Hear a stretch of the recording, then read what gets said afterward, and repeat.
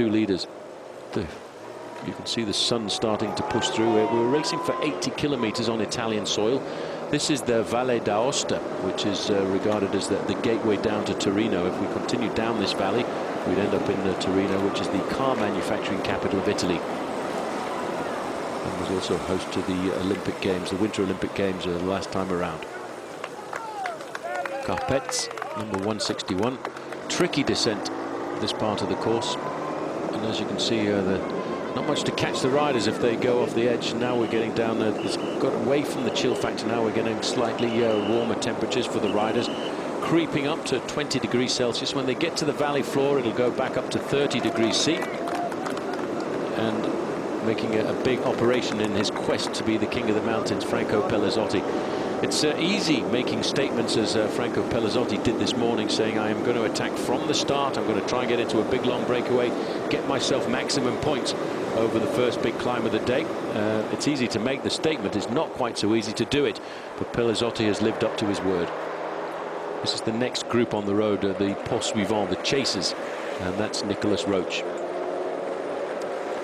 Great to see the Irish national champions jersey, and great to watch Nicholas racing. I raced with his dad, Stephen, for many years on the team La Redoute, when Stephen finished third overall in the Tour and won one of the big Pyrenean mountains up to the summit of the Col de l'Aubisque. Get a chance to see the difference between the groups there. There's another group of riders making their way into the contact of the main field. This is a seriously technical descent here. Left, right, up, down, stop, start. 131 to the chasers, 247 to the main field. The main field looking to pull back a minute, although I don't think they're really very concerned about the position of that group currently.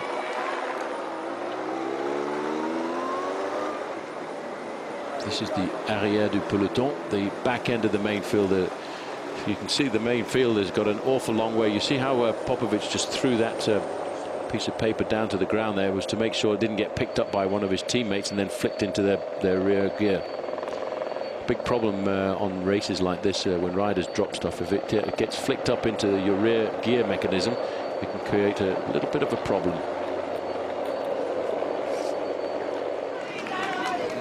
Down there, in fact, Astana are driving on a little bit now. They're just holding inside 3 minutes the gap. We're halfway down the descent of the Grand Saint Bernard. Once we're down, we'll be across the valley of the Aosta in Italy, and then we're back up the other big one, which will take us over to the finish in France. 2:51 the gap. These two boys are racing extremely strongly. They're certainly not waiting for anybody.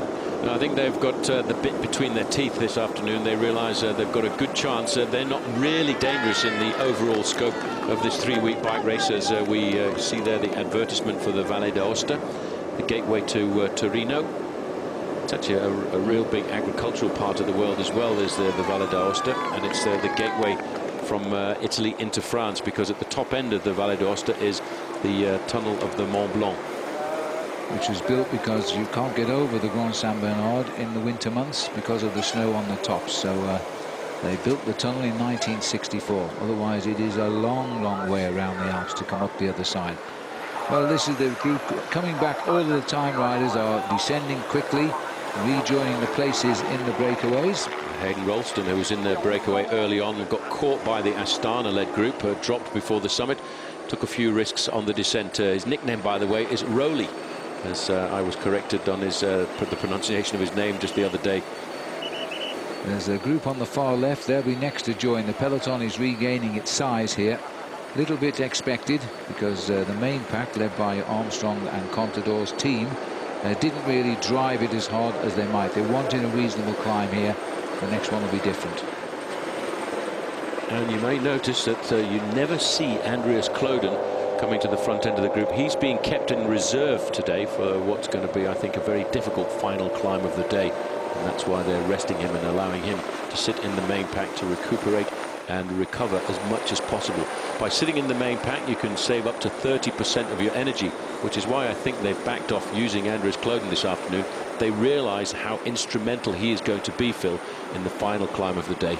And probably tomorrow as well, where he was pipped by Lance on the line when they were on rival teams last time he went to the Grand Bournon. Looking at Vladimir Karpitz here for Team Katusha. They've had one win so far in the Tour de France, and now they're waiting to see if they can get another one here. At the moment, they're only thinking of getting up the climb. They're not thinking of anything else more than that. But, you know, because the finish is but a descent away, I think there'll be a counter-attack to try and join them on the climb of the Petit Saint Bernard. Pretty complicated. I'm having a problem with that, I'll be honest. You've got two climbs with almost exactly the same name, the Grand Saint Bernard and the Petit Saint Bernard. It's a little bit complicated trying to come up with it 2 or 3 times in the same sentence. Team Astana are not worried about the names of the climbs at all, though. All they're worried about is just setting the tempo on the front.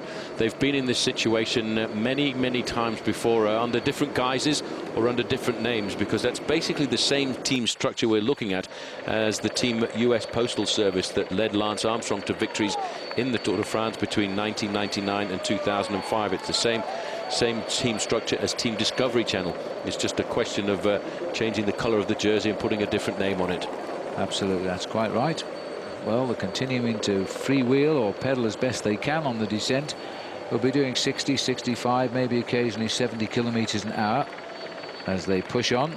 Nobody pushing on, though, to tire out those riders. No reason to attack on these roads. No big concern. But they'll monitor the progress of Vladimir Karpits, because he started the day 5:56 off yellow.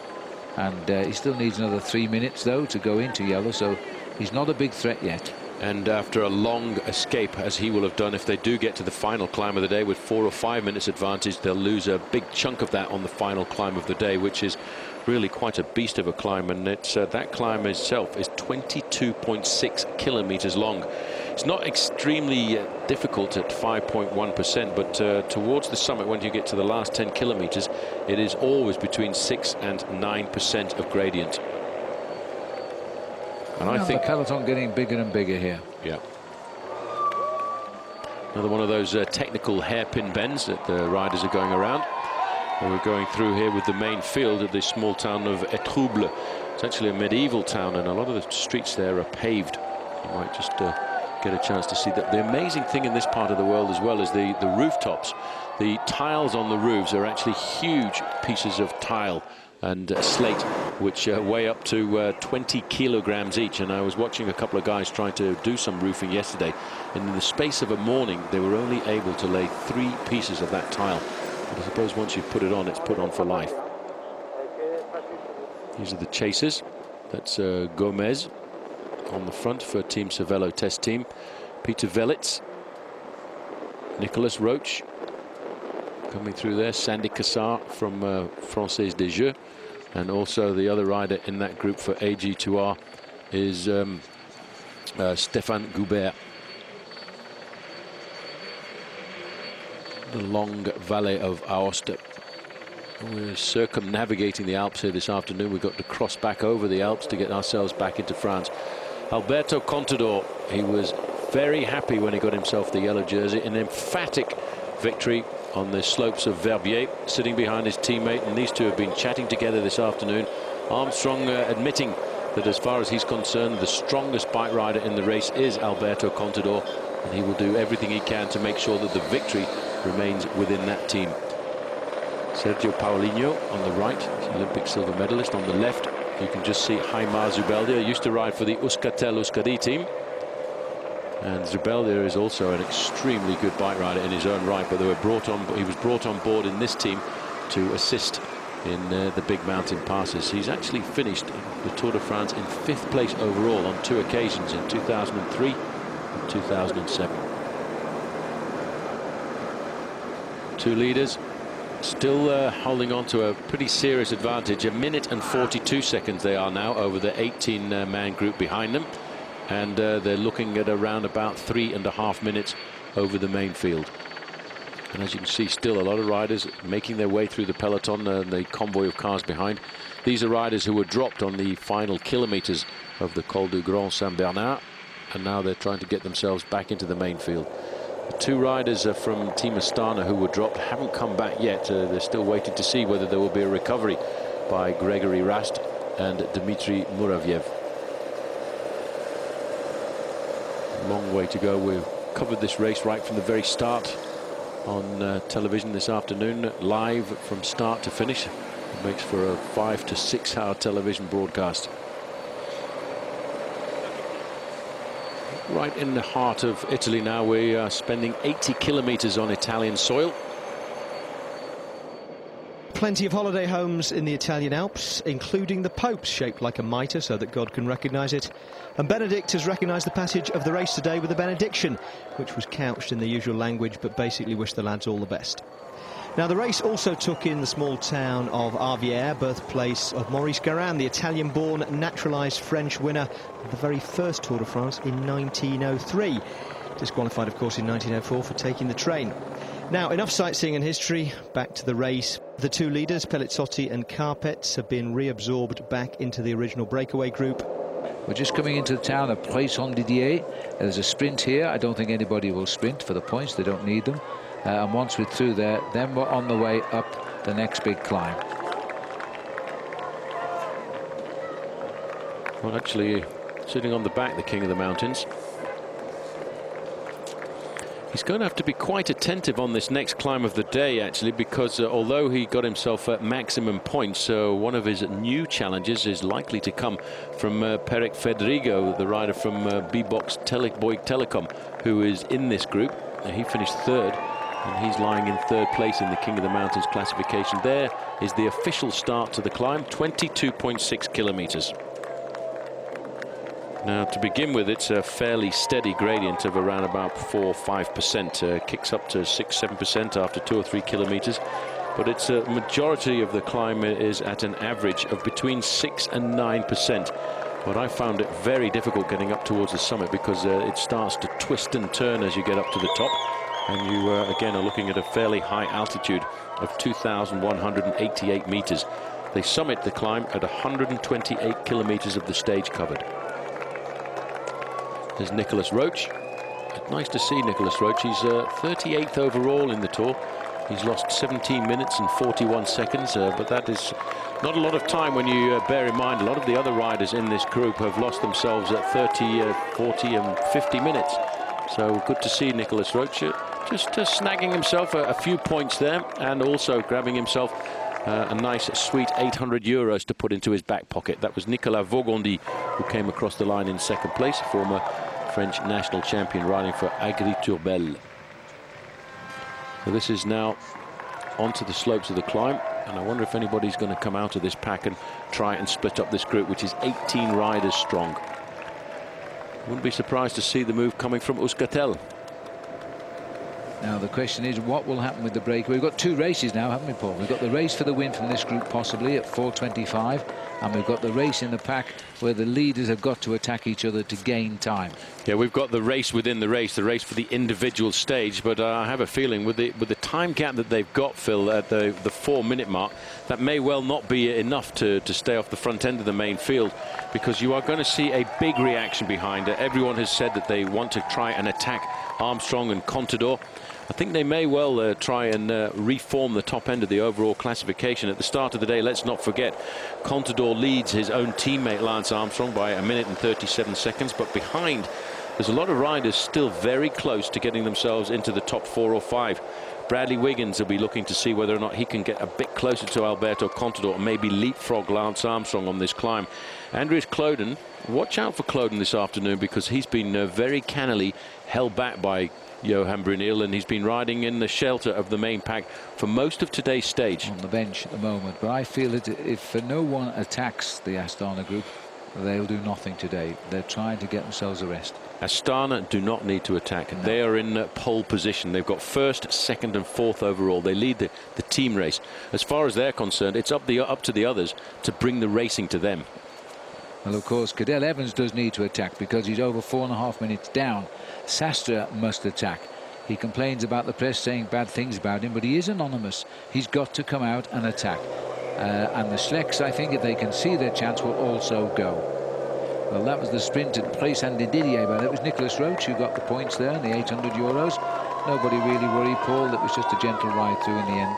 You know, it's they didn't want to break up the rhythm. There's Nicolas Roche just sitting in the back, number 89, Irish national champion. He's got the green and white jersey on his back. Number 91, the King of the Mountains. He needs to be attentive, Phil, because it looks as if starting to become a challenger in that competition is Peric Federigo.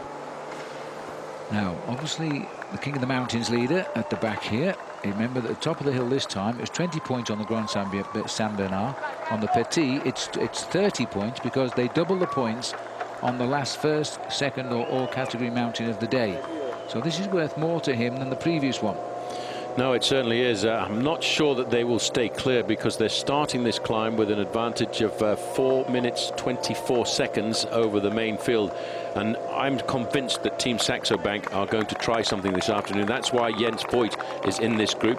That's why you may well see the big acceleration coming from Fabian Cancellara over the early kilometres of the climb, then relayed by Nicky Sorensen, Chris Sorensen, and of course then probably taken over by Frank and Andy Schleck. And again, we're looking, Phil, at around about a climb of 1 hour. 4:23, we're on to the climb now, the summit, there it is. 22.6 kilometres to the summit, and then a fast flight down to the valley below, which even so, they'll descend for nearly half an hour. It's such a long descent. I don't know if you just noticed across the road there, the 2 flags of Luxembourg, and we know who they're for. The brothers, Frank and Andy, and also for Kim Kirken, I suspect. Well, King Kirken riding a quiet race, but he's still pretty much solidly up there in the overall standing. 17th at the start of the day, looking for 5 minutes and 5 seconds.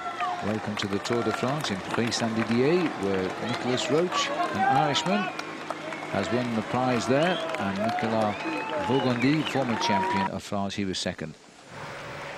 There's the peloton, 4:21 the gap. There's only one big bunch of leaders now, plus the peloton today. Astana control at the moment. This is quite a narrow road at times on the climb itself. Gregory Rast rather won't be there too long now. He's already starting to unhitch and is down to second place.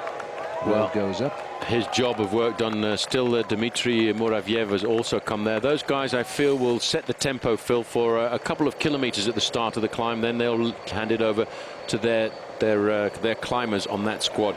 But if there's going to be a reaction, if there's going to be an attack, I would expect it to come in around about 10 kilometres time.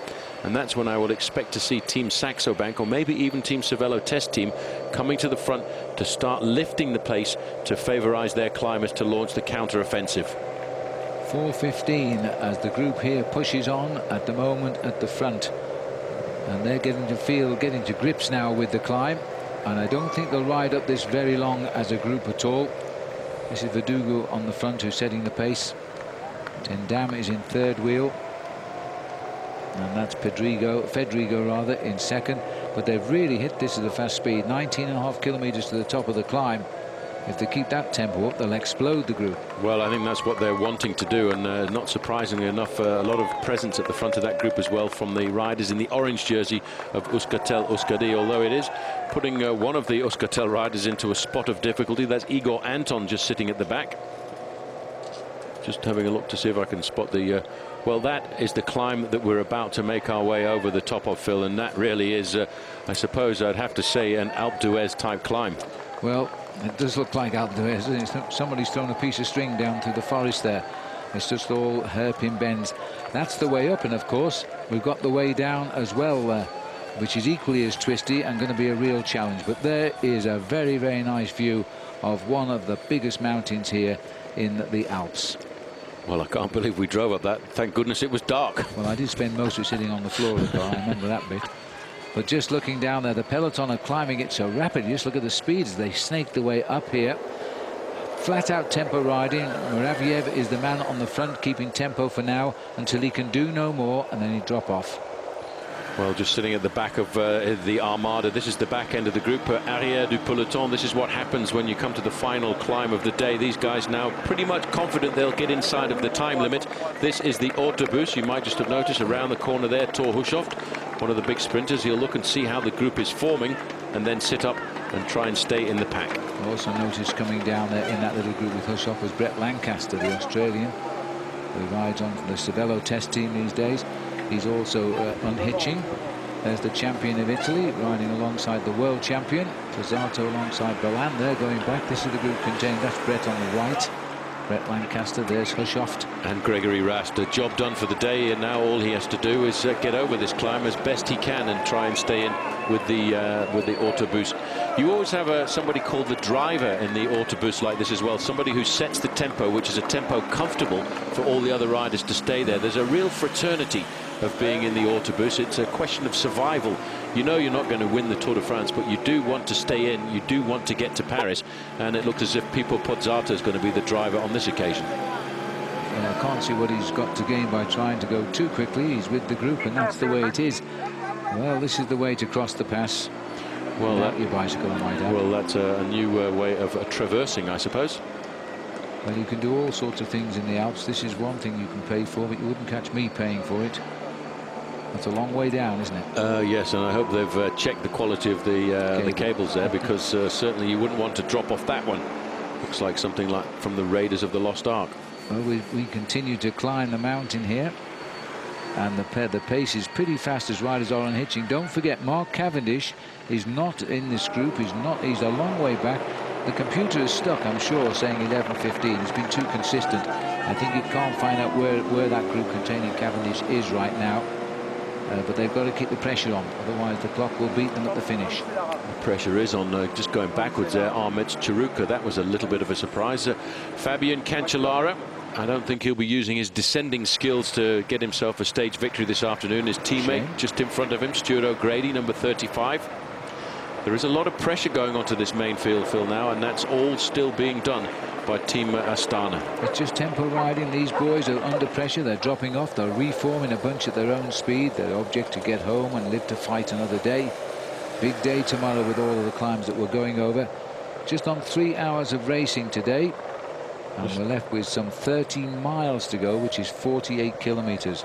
So we've done 122 kilometres in 3 hours. Well, Muravyev there made a little bit of a signal, I think, to indicate to everybody else, Phil, that it was time out for him, because he's done his job over the flat. At the back of the pack, Tony Martin is having a bit of a hard time. So too is Maxime Montfort. Well, this is Steph Clement who's also going. I think Tony Martin has ridden such a hard race. He's only a youngster, 22, and I think the mountains have been a step too far for him. This looks like they're all coming back here.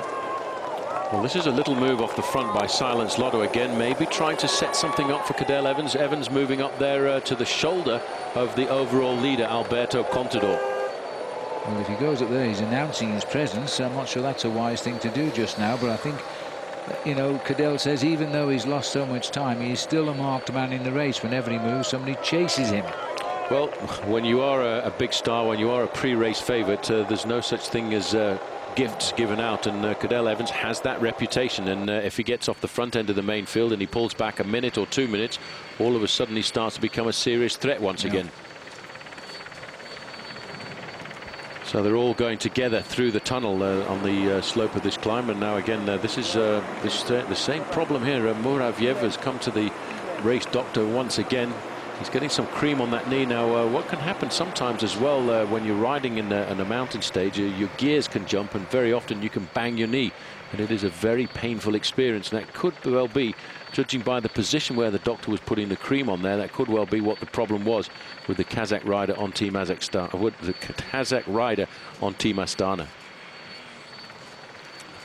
Main field losing a lot of riders back to the leading group, and just having a look through there, trying to figure out if Peric Fedrigo is still in the... That's Peter Velits there, and he's also pretty high up. Velits, with a ride like this today, could be looking at becoming a threat to Andy Schleck in the Best Young Rider competition. He's getting stronger every race we see him riding, Peter Velits. He has a twin brother, Martin, who isn't selected for the Tour this year, but Peter is, and he's riding very, very strongly. So too Nicholas Roach, sat here, Astalosa alongside him at the moment. Now, where are these? Oh, they're on top of the tunnel. Well, we can't go in now because we lose the pictures. They'll be coming out very shortly. It's not as hard a climb just now, but it does get steep again shortly.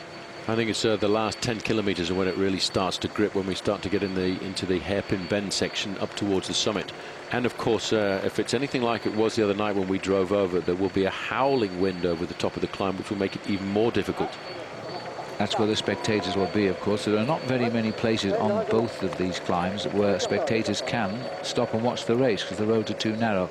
This is a counter-attack here at the moment, and they're trying to liven things up in the front move. This looks like Laurent Lefebvre. Laurent Lefebvre has decided they're going just a little too slow as far as he's concerned in that group behind. This team, B-Box Bouygues Telecom, have had a great amount of success out of the Tour de France this year. They were to have pulled out of the sport at the end of the year, but the sponsor, having seen how much advertising they are getting from the Tour this year, has decided to renew.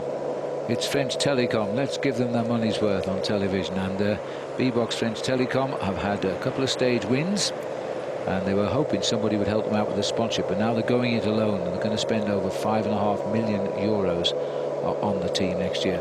Little bit of reaction back there, because I think Pelazzotti has decided if somebody's willing to stretch his legs, he wants to be with him, and together they might fly, because remember, a big gap on this way up. They will survive to the finish on the way down. Very attentive there. I noticed that Peric Fredrigo had also got himself across onto the wheel of Franco Pelazzotti. Now he is hoping that he's going to get a crack at the King of the Mountains classification. That's why Franco Pelazzotti really has to be very attentive to all of the moves, Phil, on this climb. And it's a clever move by Fredrigo, because this is his teammate here, so he can't chase him down, but he can get carried across by Pelazzotti. On camera at the moment, though, he's staying with Laurent Lefebvre. We'll just wait to see. He's one of the most experienced riders in the breakaway at the moment, Laurent. Yes, he is. He turned professional way back in 1997. He's ridden for a number of teams throughout his career. He turned professional for Team Cofidis, and he rode for them for a while. Rode for Jean de la Tour, Brioche La Boulangère, Bouygues Telecom. He's been with since 2005. He's only ever won 8 races in his career, and he won a small criterium, a circuit race last year towards the end of the season. But he's been to the Tour de France many times as a competitor, and you can see the damage that his attack has done to the back end of the group here, because it's really putting Jens Voigt into difficulty. They haven't quite split it all up yet. I'm trying to see, yeah, it looks like Jürgen van den Broek has managed to get off the front once again. Again, reaction coming from Stéphane Goubert now, trying to come across. There is Peric Fredrigo right on the of Franco Pelazzotti. Pelazzotti couldn't get across the gap. We're now going through the small town of Revers. As we go back to the main field, that's Sebastian Lang there, dropping back into the peloton.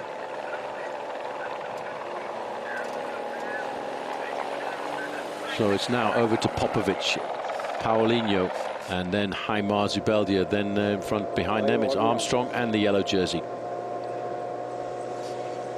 Counter move coming from Jürgen van den Broek. He really is turning out to be a very good climber indeed. Now Pelazzotti's back in the position there. Fedrigo is marking Pelazzotti, and this little group getting organised. Nicholas Roach looking very good. He's just gone through obscured there. Jens Voigt gasping on the back there, just trying to stay in contact for as long as he can. He's not a great climber, Jens, but he's a man who rides on sheer courage. Riding Tour de France for the 10th time, Laurent Lefebvre. He's a very experienced professional. As I said before, he's been professional since 1997. He's one of the seasoned campaigners. Yes, out of his 10 tours, or his 9 finished, he's only retired in 2.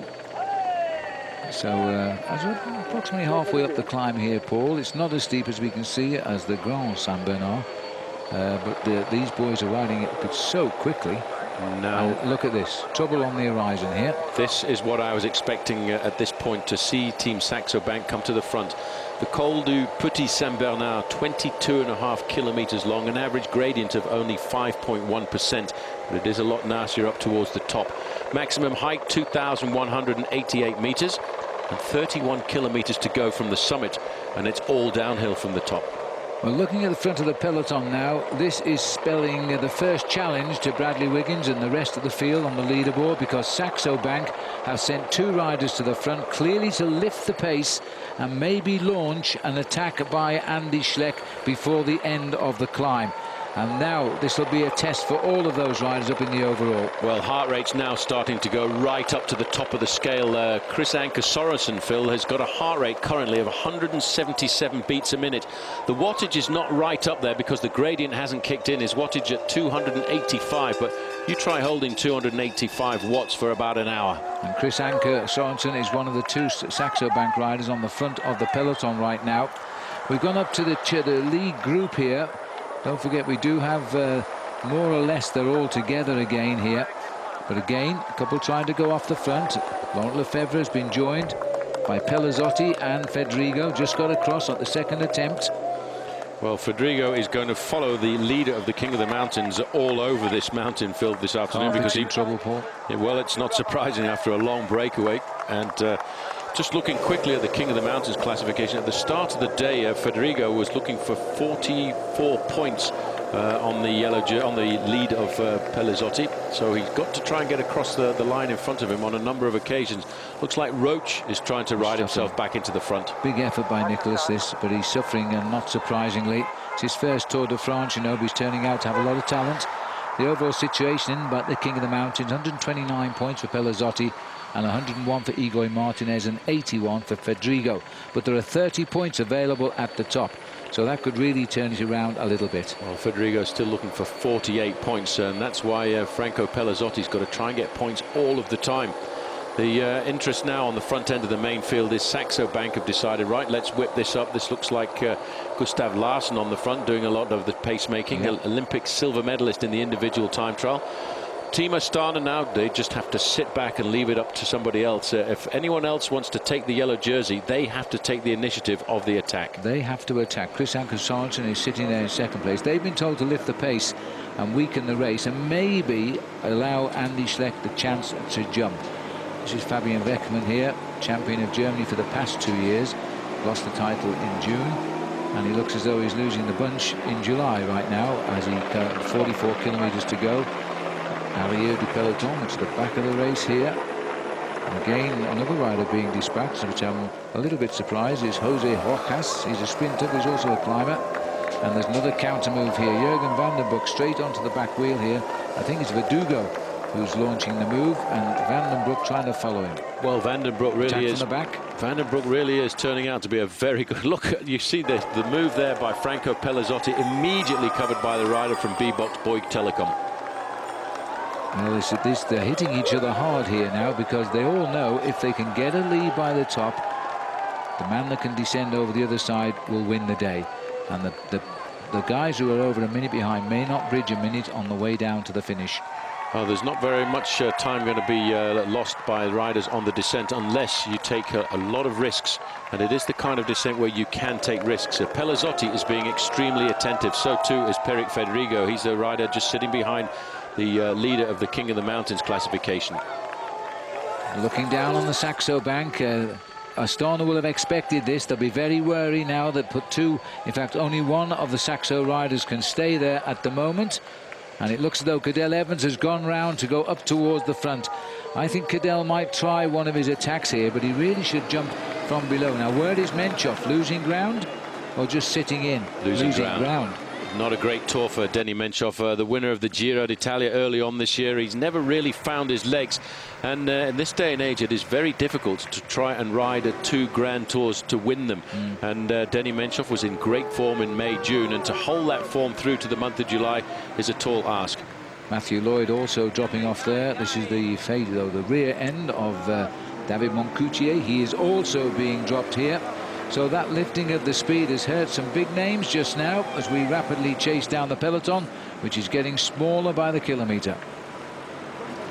Getting onto the back end of the main field, you can see it's starting to stretch out into an extremely long line. There's number 76, Tony Martin, slipping to the back of the pack once again. I wonder if he recovered from the hard time he had over the first climb of the day.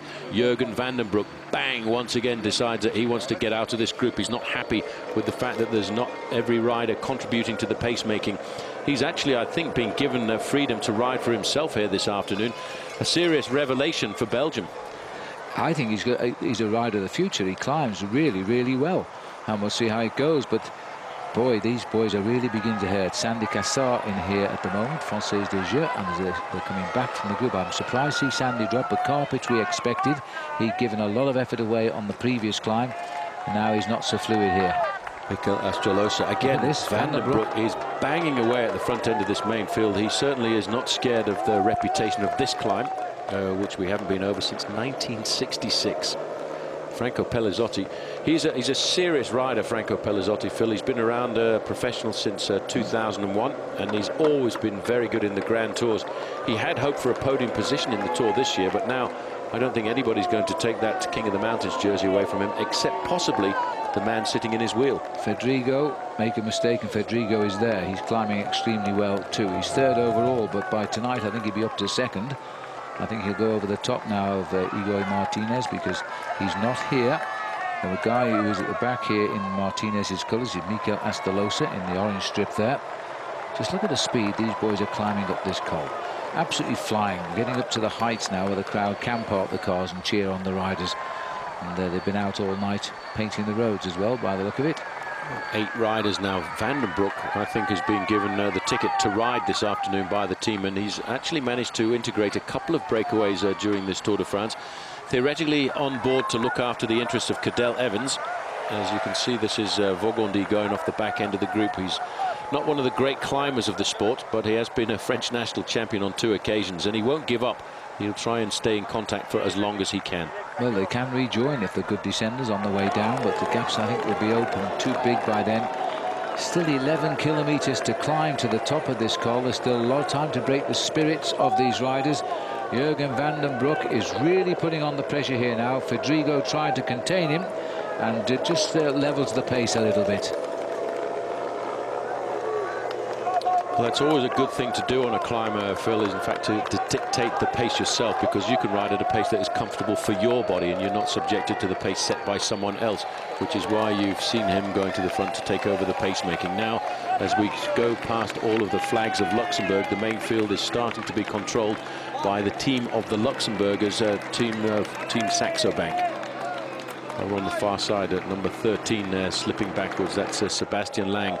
This is Sorensen on the front. Nicky Sorensen in second position. Chris Anker Sorensen in first position, looking a little bit further back. Lang is going out of the back. And that's because of the big pressure that's going on the front end of the main field. I've just noticed, I think, rider Hejerdal going backwards. Number 57 here is Danny Pate of Team Garmin Slipstream. He will have looked after his leader, Bradley Wiggins, this afternoon to make sure he's safely at the front end of the main field.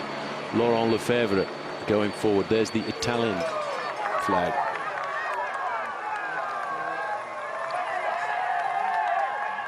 Ten and a half kilometres now to the summit of the Col de Petit Saint-Bernard. And Nicolas Vaugondi has struggled to get himself back onto this group, and so too has Mikel Astrolosa. There's been a number of rapid accelerations, and finally it seems to have all come back together, slowly but surely.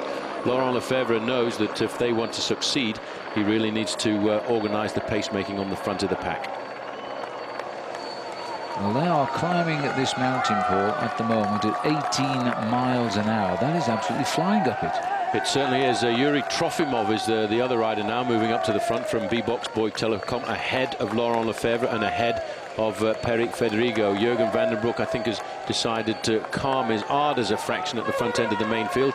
He wasn't able to split the pack, so now if they want to survive, they need to start working. That's why Trofimov is doing the pacemaking. This might well be the winning break of the day, you know. It's 3 minutes 19 seconds back to the Maillot Jaune of Alberto Contador. All of that bunch still seemingly in control, but we do have 2 Saxo Bank riders, and one has changed places. I think it was Gustav Larsson who fell back. I'm not sure who's come up, but you can see the white jersey of Saxo down there.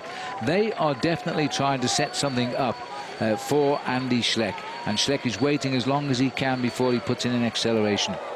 Nicky Sorensen now up to the front, really giving the full pain. Behind him you can see Haimar Zubeldi. He's a great climber, finished in the top 5 of the Tour de France on 2 occasions.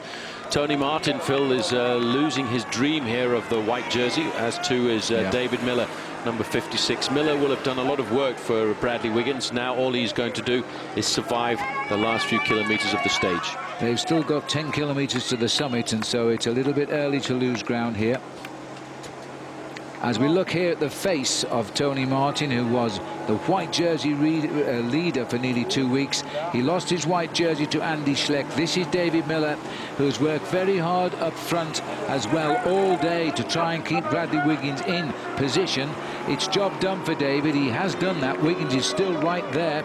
He's now going off the back, and the chase has been the 2 Sorensens, not related by the way.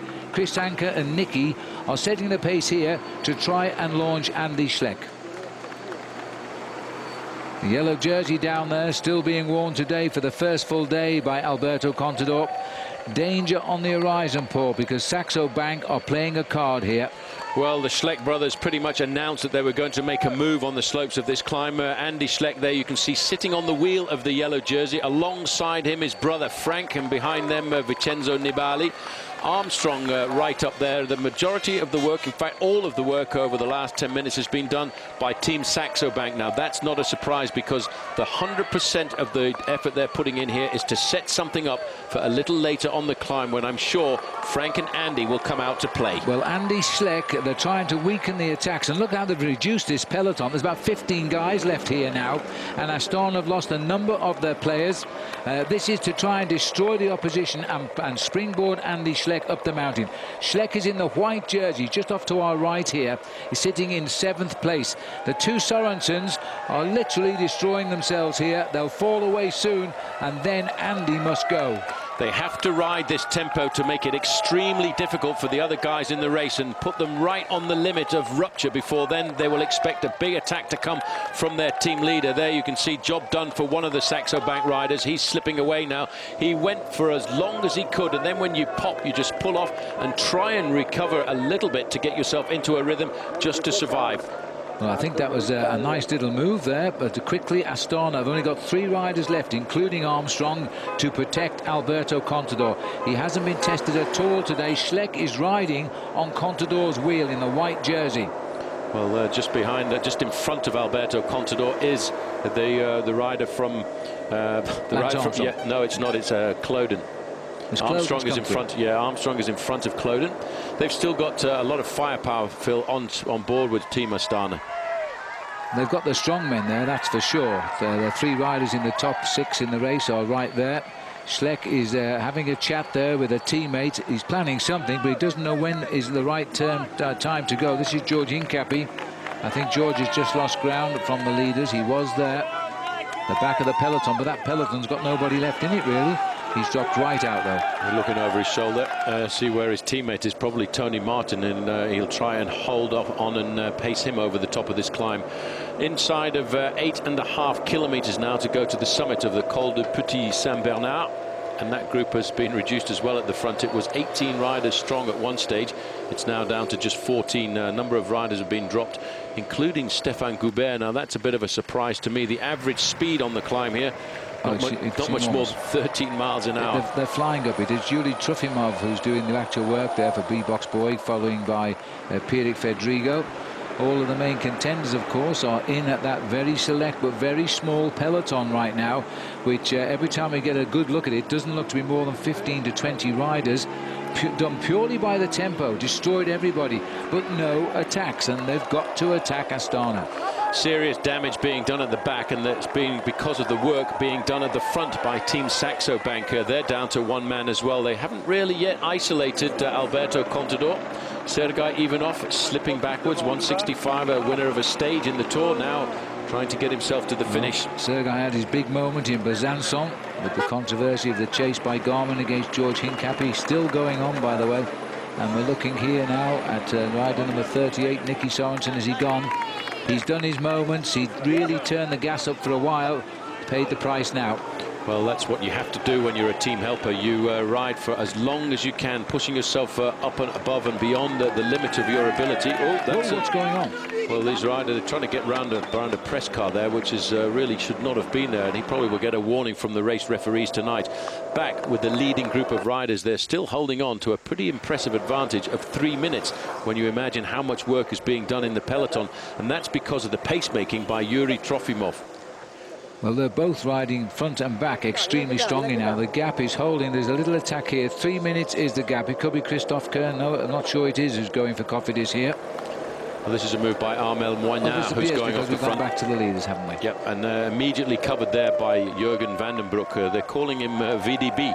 That used to be the nickname for Vandenbroek, Jean-Luc Vandenbroek, and then Frank Vandenbroek, and it's now switched across to this young Vandenbroek. Well, he's got a good chance the way he's riding today. He might be the man to deliver the goods for the Belgian team. They could do with a bit of luck right now. They're having a very poor Tour de France, the Belgian teams. And remember, we've had Tom Bonan abandon. He replaced Alan Davis, who went on the presentation dice in Monaco and then was told he wasn't in the team. And I would think he's very bitter right now, having seen how Tom Bonan has ridden in this tour and has now gone home. Well, Moinard deciding to go again. Pellizotti just watching all of these moves, making sure that he remains in contact. As soon as there's a slight acceleration, he jumps across the gap. He's not thinking at all, Phil, of trying to win the stage. He's not thinking about trying to win the bike race overall. He's trying to make sure that he stays right at the front end of the pack, because if they go over the top in the first positions, he wants to get himself as many points as possible. Chris Anker Sorensen is the rider on the front end of the main field, and I'd just like to let you know that he's right up in the red zone. His heart rate is now reading 185 beats a minute. The wattage that he's dishing out is 340 watts, which really is quite remarkable. I'm not sure how long he can hold that. We are absolutely flying up the slopes here of the Col du Petit Bernard, Saint Bernard. The riders are riding tempo from Saxo Bank. There's only one left on the front now, and this is Chris Anker Sorensen. There's a couple of Astana left, but their strong men are here. Armstrong is here, Cloden, and of course Contador. But the others are waiting. This has become such a select group, but nobody can lift the pace and attack. Well, when you get your heart rate up to the 180s, you know you're doing some serious work, and you know you might be able to hold it for 4 or 5 minutes, and that's exactly what Chris Anker Sorensen is doing, to try and set something up for that man there, just disappearing into the trees. And that, of course, is the big man from Luxembourg, Pellizotti. Back to the front. Pellizotti pushing on, and behind him immediately is Jurgen van den Broek. I fancy Jurgen van den Broek for the win today. This man has been paying attention, and I think he fancies it himself. But Pellizotti wants the points at the top of the mountain. That's the most important thing for him. He said he actually writes a newspaper article for one of the Italian newspapers, and he said at the start of the day he's changed his goals in the Tour de France this year, Phil. He's not thinking about an overall place. He's thinking about the King of the Mountains. He wants to be the first Italian since Claudio Chiappucci to win that title, and that was way back in 1992. Well, he's ridden a tremendous attacking race, not just in the high mountains, but also in the low mountains, the third and fourth category hills. He's gone up looking for the moves. So he's a good leader in this competition. He looks pretty cool right now, doesn't he? Jurgen van den Broek also looking very good. His jersey unzipped as he continues to ride. Looks like Goubert's got himself back into the action a little bit as well. Sandy Cassar is struggling at the back, though. Well, this leading group is actually doing a fairly good job, where there's another move coming here from Jurgen van den Broek going off the front end of the pack, and immediately Pellizotti jumps across again, and he now sees this as a good moment to go away from the group, and that's why this man who finished third overall in the Giro d'Italia this year has decided this may well be the time to put the hammer down. Pellizotti starting to realise there's a big possibility here of getting himself not only more points at the top, but also a stage victory, because the group behind, although it's being led savagely by Team Saxo Bank, is not eating into the advantage of this small breakaway. Jurgen van den Broek, big revelation in the Tour of Italy last year, and in fact the Belgians starting to think that finally they've got a man who can ride stage races. Van den Broek finished 7th overall. He in fact was first picked up by US Postal Service and Johan Brunel. He was found by Dirk de Mol, one of the team managers there. He stayed on board with Team Discovery Channel for 2005 and 2006 before switching across to Silence Lotto. Peric Federico.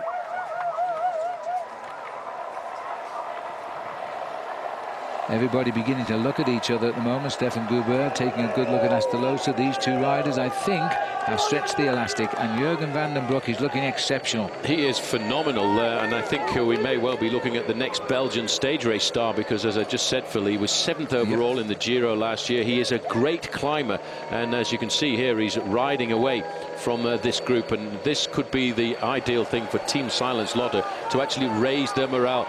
On the front end, you can see, you can almost feel the pain by looking at Chris Anker Sorensen there.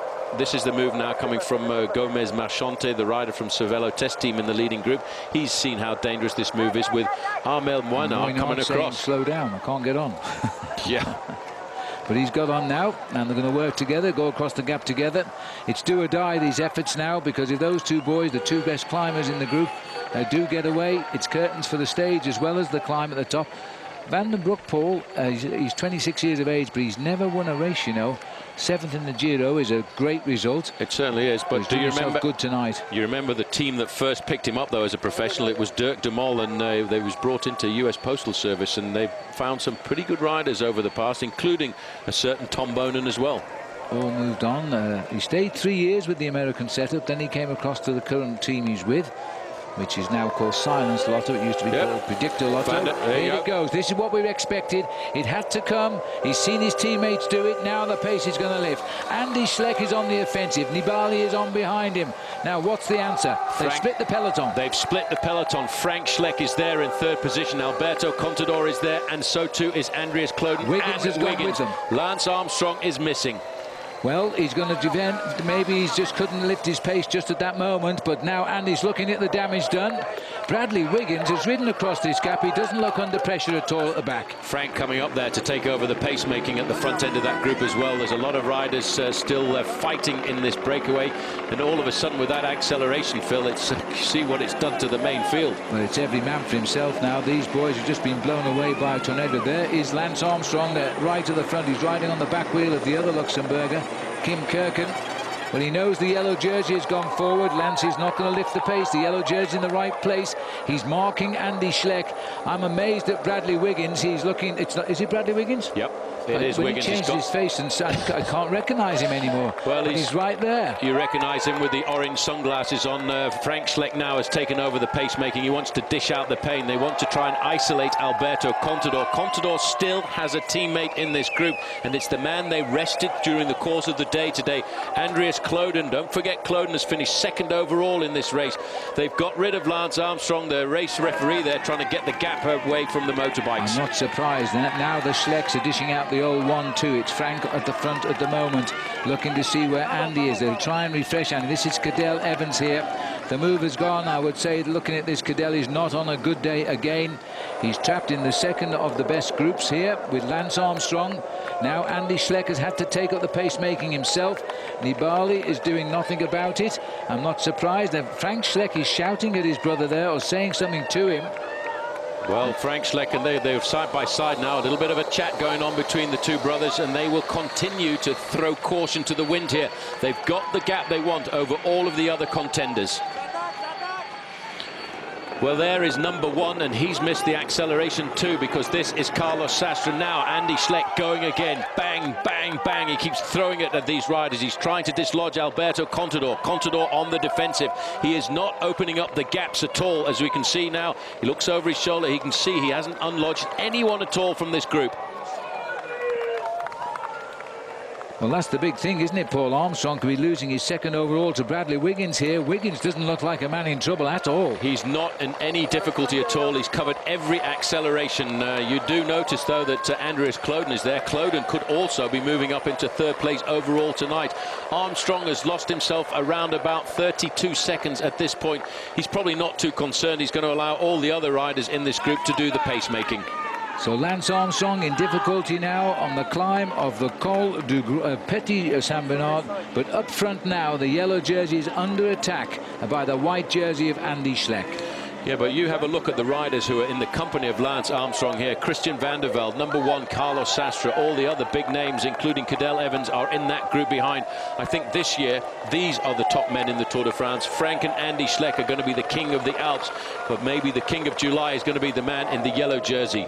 Well, the big names have changed a bit now. The chase group has got the main contenders in. Armstrong's now in the number 4 chase, the peloton with Sastre. He's out of it at the moment and losing more ground. And this looks as though we've got a problem here for Mikel Astolosa as well. Back up to the leaders. The clock, they've actually, the main chase of the white jerseys, pulled 5 seconds back on these two, but that's not catching them quick enough. 6 seconds now. I don't think it is catching them quick enough. In fact, Mikel Astolosa, Phil, is riding across the gap here. He's an older rider. He's an experienced professional. He knows how to ride a race like this, and he knows how to ride a mountain to his own advantage, and he's waited for the accelerations to come. Once the accelerations have stopped, he's got into his own rhythm, and he's slowly clawing his way across that gap. Well, he's got his rhythm up here now, and he's riding extremely strongly. Remember him on the Grand Saint-Bernard? He put in a terrific acceleration just before the summit, and he reached the breakaway, and now he's trying to stay with the 2 leaders. These guys know that the guys who go over the top should win the stage, because it's all literally downhill to the finishing line. But they'll need about a minute or so, I think, on anybody else. Now, Andy Schleck is setting this relentless tempo. Frank is with him as well. Contador is looking around at the countryside. He's in no trouble at all. Well, this is not a way of getting rid of Alberto Contador. If Andy Schleck wants to get rid of Contador, he's got to keep throwing accelerations at him. You're not going to grind him down at all. Frank Schleck is trying to. Bradley Wiggins is just on the defensive, and I think, Phil, they will start to get a little bit concerned about the position of Bradley Wiggins, because Wiggins is an exceptional individual time trialist, but just sitting on the back there doing nothing at all. He looks as if he's got his feet up with his pipe and his slippers, is Andreas Kloden. Clodion may take advantage if he comes up to the top and improve his own personal overall position, but Wiggins has been so impressive today. And we've gone back to the leaders here. The face now, the pressure on for Pelazzotti. He's close to getting maximum points of 30. He looks across there at Van den Broek, who looks at him with those vacant eyes. And they're trying to help each other here. And it's hard work, isn't it, to catch leaders on a big climb like this? But here he comes, Mikel Astolosa, with every pedal there. He's literally inching forward to these two. He certainly is. He's an experienced professional, Phil. He's been around for an awful long time. In fact, he turned professional way back in 2002. He's hardly ever won any bike races. In fact, the only victory he has to his credit is the overall win of the Jacobs Street Tour Down Under. He's back on now. He's joined us. So we've got 3 riders up front with 34 kilometres, 21 miles from the finish. The white jersey, and looks it, and now he's waited until he saw the chance, and Lance Armstrong is countering the move of his team. He's trying to reach him with a sprint up the mountain. Well, he waited to see what the position was of all the other riders in that group. Well, Lance Armstrong has countered the move as we cut away here up to the situation as that is Kim Kirken trying to reach Armstrong. They are trying to cross the gap now to the yellow jersey group of Alberto Contador. Well, that is a question of experience, Phil. He's seen exactly what he wanted to do. He waited to see how the other guys were in the group. He played the team game here this afternoon. He looked at Cadel Evans. He looked at Carlos Sastre and said, right, you guys have not got it. I'm going to cross the gap now, and I'm going to ride up to my other mates. There they are. That yellow car signifies sitting in behind the yellow jersey group of Alberto Contador, Andreas Kloden. And if Lance Armstrong gets there, the Schleck brothers will be in a state of disarray. Kim Kirken, the other Luxembourger in the race, is getting the free passage here as well, although his face is a picture of pain. These are the groups that Armstrong and Kirken are trying to reach, and it's Andy Schleck doing the work. Coming across there, this is Christian van der Velde coming across the gap to Lance Armstrong, but he tries to go past Kirken, who can't hold the wheel of Armstrong. Well, that's a nice reaction, I must say, from Christian as he just gets across there. The rider reaching there is Rigoberto Urán, who is a very good climber. A bit surprised to see him, but he's come up and he's hung on to Christian. The 2 Americans here in tandem now, trying to reach the group up front. This will be a terrific support too for Bradley Wiggins if Van der Velde can get there. Well, Armstrong really is a great champion. This is Jens Voigt now. Voigt now has been picked up by Andy Schleck's group, and he's going to try and bury himself. Even if it's only for 500 metres, it gives some respite to his leader there. And there you can see Contador out of the saddle, dancing away, keeping an eye on the rider from Luxembourg just in front of him. He knows that Armstrong is coming. He keeps looking over his shoulder to see, is he close enough? He won't attack the yellow jersey. Armstrong might well join here. Frank Schleck had gone from that group. He'd been caught out by the acceleration of his own brother. He was going backwards very shortly. Lance Armstrong is going to catch Frank Schleck and go by him. 6 riders are left in this very select in-house fight here for the leadership of the Tour de France. And I know there are riders ahead, but this is the race right here. 2 minutes and 8 seconds now. This is Lance Armstrong. He's dislodged the climber from Colombia, Urán, and he's dislodged Christian van der Velde. He's gone straight by Frank Schleck. Goodbye, Frank. You're not having this back wheel. You may well be a young bike rider, but look at this. Lance Armstrong is countering the move now as he continues to leapfrog the groups here. He's getting very, very close. He's got rid of Christian van der Velde. He's passed Frank Schleck, and he's headed up now to the yellow jersey of Contador. We expected him to go better on these long mountain stages. What he's looking for is that yellow car in front, because that yellow car, Phil, is the neutral service vehicle behind Andy Schleck, behind Alberto Contador, and that is what his goal is here this afternoon. He's looking for them. And he's getting them. Well, just round the corner, Alberto Contador probably knows that his teammate Lance Armstrong is coming across the gap. The race referee has pulled them out of the gap there. Frank Schleck has recovered a fraction here. Armstrong is doing a phenomenal ride here this afternoon. He's going to go straight by Jens Voigt, and very shortly he'll be back onto the group of Bradley Wiggins. Wiggins now has decided to set the tempo at the front end of this field, but Armstrong is almost back. He's grappling the last few meters to get himself into this leading elite group of professional bike riders at the Tour de France 2009. Well, Johan Bernil just told Lance Armstrong, he's just told Contador that Lance is coming. Contador looked over his shoulder and Lance has arrived, and the big stare there from Andy Schleck. He must be surprised to see Armstrong here. He's probably thinking, where have you come from? Because they could not believe that Lance Armstrong, under pressure for about a kilometre or so, was going to come back to this group. Now look at that. You've got 3 riders from Astana in this elite group, while further up the road you can see the chaos, and Armel Moignard is also just about to join the leading group of 3. The top 5 riders in the Tour de France are all riding together. So just coming across here, Moignard now makes it 4 men at the front. Now it's still a fair way to go, about 1.1 kilometres to the summit of this climb. 2 minutes behind them is the group of the yellow jersey, and Jürgen van den Broek here is doing all of the pacemaking ahead of the man who leads the King of the Mountains classification, Franco Pellizotti, who is making a great operation here this afternoon. Followed by them in the orange jersey, Mikel Astrolosa. The rest of the group now have started to claw their way back. A little chat there between Lance Armstrong and Alberto Contador, looking over their shoulders. They know that Jens Voigt has come back. It has actually slowed down a fraction. Orders coming up now. Just sit there where you are. The contenders are all back together. The big man missing, Carlos Sastre, he's down the road. Somewhere too is Cadel Evans. He's not in this group yet. He's got to climb back. This is an incredible battle, but they've all come back together. Well, the Schleck brothers tried everything they could. They threw caution to the wind. They threw attack after attack at this group. And Alberto Contador, Phil, he just sat there very comfortably, matched all of the moves. And I take my hat off to Armstrong. That was a phenomenal piece of riding by Armstrong. And once Armstrong came up to the front, I think that took the wind out of the sails of the Schleck brothers. It has to, doesn't it? Let me remind you, there is a breakaway. Van den Broek, Astrolosa, Pellizotti, and now Armel Moignard has joined the leaders. So there are 4 riders up front. But this is where the battle for the Tour is. And they're riding at about 2 minutes and 17, 2 minutes, 20 seconds back.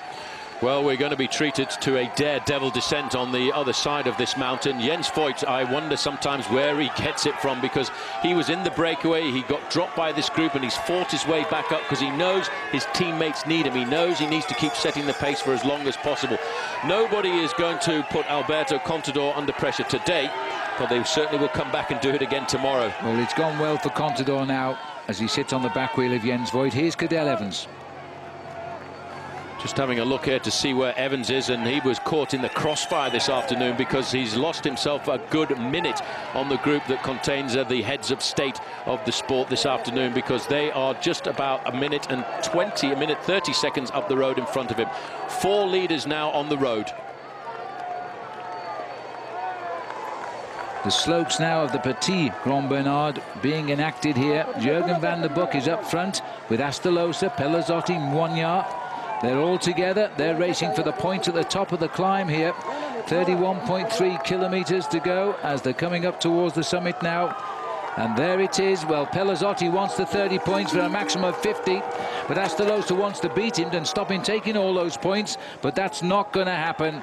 That's been a great day out, hasn't it, for Franco Pellizotti. He's won both mountains today. He puts 50 points in the bank. Tremendous climbing. Well, he predicted this, but to do what you've predicted at the start of a day is not necessarily an easy thing to do. He's had a great day out, and now he's got to try and figure out, can he get himself a stage victory? You might remember he had to settle for 2nd place on the stage that came out of the Pyrenees and on the road into Tarbes. He could think about getting a win this afternoon. Well, he who descends the best will win the day, because it is a very tricky descent now, and it's going to take them the best part of half an hour to descend to the finish. It's that far, and at the finishing line is the bottom of the descent. Well, I just cannot get over the way Armstrong came out of that group and straight across the pack there, Phil. That was a phenomenal piece of riding by Armstrong. It looks as if there's 1 or 2 more riders here starting to recover as well. Well, I don't think they'll push on. It's up to the Schlecks. Well, this is Sastre coming back, and I think he's very lucky the pressure has gone off at the front end, because there's no reason for Armstrong, Claude and Contador to ride. So if the attacks have stopped, that pace will slow. Saves Zabriskie coming back as well. That's a pretty impressive ride by him. We always knew he could climb well. He's a great individual time trialist, but he's about to rejoin the lead pack. That's an incredible ride by Dave Zabriskie, and Christophe Moreau is in there. I'm really surprised about that in the blue jersey. Not too far. It's over the top now, virtually, so this will be the group, and it's going to swell just a little bit as well. Well, we're once we go through the summit of the climb here, we're not too far away from the customs point, and that will take these riders back into France once again. Wiggins accelerating to go over the top of the climb in first position. They haven't put him under difficulty today either, and I they don't need think to. He's been hardly out of breath. He's looked so impressive on these two climbs, and he looks very impressive as we look at the face of Bradley Wiggins now. 30 kilometres for the leaders. These boys about 31.5 from the finish. But once they tip over the top, it is literally all downhill. There'll be no more attacks today. It's goodbye to Italy. It's welcome back to the Tour de France in France. It's also take care and attention on the descent, Phil, because it is a very tricky descent, and I don't think any of these riders want to take too many risks. Andy Schleck comes forward once again to get himself possibly a few points in the King of the Mountains classification. 2 minutes and 10 seconds. He got a drink as well. Well taken by the boys. They snatched a couple of bottles. All right, the chase is still on for who wins the day, but I would say Bradley Wiggins is the star right now. He's holding his third place overall. No more mountains left today. Yes, but who, Phil, is going to take the offensive on the descent? There is the border. France is welcoming back the Tour de France as we now will face up to 31 kilometres, 18.5 miles of descent. And it is a very savage and technical descent on the running down towards the line here in Bourg Saint-Maurice. Just getting onto the back there, the former French national champion Nicolas Vaugondy. Only a little bit of respite now as we start to plummet off the summit of this climb now, facing up to the 31 kilometres down to the end. 2,188 meters in altitude, and that in the distance, if you just look over the edge there, that's where the finish is. We've got to go straight down. There'll be a lot of attacks now. People will maybe try and take advantage of this rapid descent. A few more chasers there trying to survive. But now we are going to be treated to, hopefully, that our cameraman can stay in contact with the bike riders on the first part of this descent, because it is very tricky. We drove it just 2 nights ago on our way down. This is the leading group of 4. Mikel Astrolosa on the front there, going around the corner ahead of Armel Moinard. The rider from Cofidis has been a professional since 2005. He won one stage in the Route du Sud a couple of years ago, but since then he's never actually won anything at all. He was instrumental, though, in the Dauphiné Libéré, Phil, of getting the victory for David Moncoutier. They were away together, and he allowed his teammate Moncoutier to get away and get the victory on that occasion. Here's Cadel Evans, one of the fancied men, losing 4 minutes. The leaders at the moment, so he's losing 2 minutes again to the Armstrong group. It is not good for Cadel. Whether he'll take risks on the way down, I don't know. If he does take risks, he should get back to the Armstrong group. Well, he should do, because he's a very good descender, and he obviously is not having a great day on the second day in the Alps. Is Cadel Evans. He needs to do something pretty special. At least he can take benefit from the fact that he's got a teammate in the leading group. But Jürgen van der Broek is turning out to be quite a star. Well, he's been an unmarked rider, of course, but he's proving he is a very, very good climber indeed, giving second place, just out sprinting Astrolosa right on the line to get second up the Petit Saint Bernard. We're now with the leaders, and take a look at some of these pictures here. This is a very, very dangerous descent. It's good up here, and a puncture, is it? Something wanted by Pelazzotti? I think it's just a drink, Phil. These riders have been going back to the team cars on the descent to make sure they've got drinks on board, because up until 20 kilometres to go they can take on board a drink, and that's what it was all about there. So it was well taken. Difficult time to take on board a drink, I must say, but the car was right there. He's got the bottle. Although, as I say, no more racing now. It's a virtual freewheel to the finish, and the few risks required. You see how sensible it was before, when we had a situation when Franco Pelazzotti was in that 2-man breakaway. His team manager came up alongside and said, whoa, wait for the group behind. It's a big group of 18 riders. You can get some rest and respite as you go along the valley road, and if your legs are good, then you can go away again on the next climb of the day. That's exactly what he's done. He must have had confidence in the rider's ability, though, because, of course, with Vladimir Karpic, it was through and off the back. That's what happened to poor old Vladimir. This is the peloton. It's third or fourth group on the road. They've now started their descent. The teammates of Armstrong in this group, their job done. There's Johan Brunel's Team Astana car. He'd like to be further up the road, but goodness knows how he managed to do that on the way down. Here we are, back with Alberto Contador, now marked by Bradley Wiggins as they start the descent down here. Well, phenomenal ride by Bradley Wiggins. Very, very astute on the climb there. He was always looking rather good. No one, I don't think, from this group, Phil, will take any risks. They all know how easy it is to lose a Tour de France by going around a corner just a little bit too fast. This is a phenomenal descent, and hats off to the helicopter pilot here as well for staying in contact with the main field. I'm not sure if anybody will do a daredevil move on the descent here and try and get off the front. That's Christian van der Velde now going to the front to do the pacemaking. Or in fact, no, it probably is Dave Zabriskie, I would say.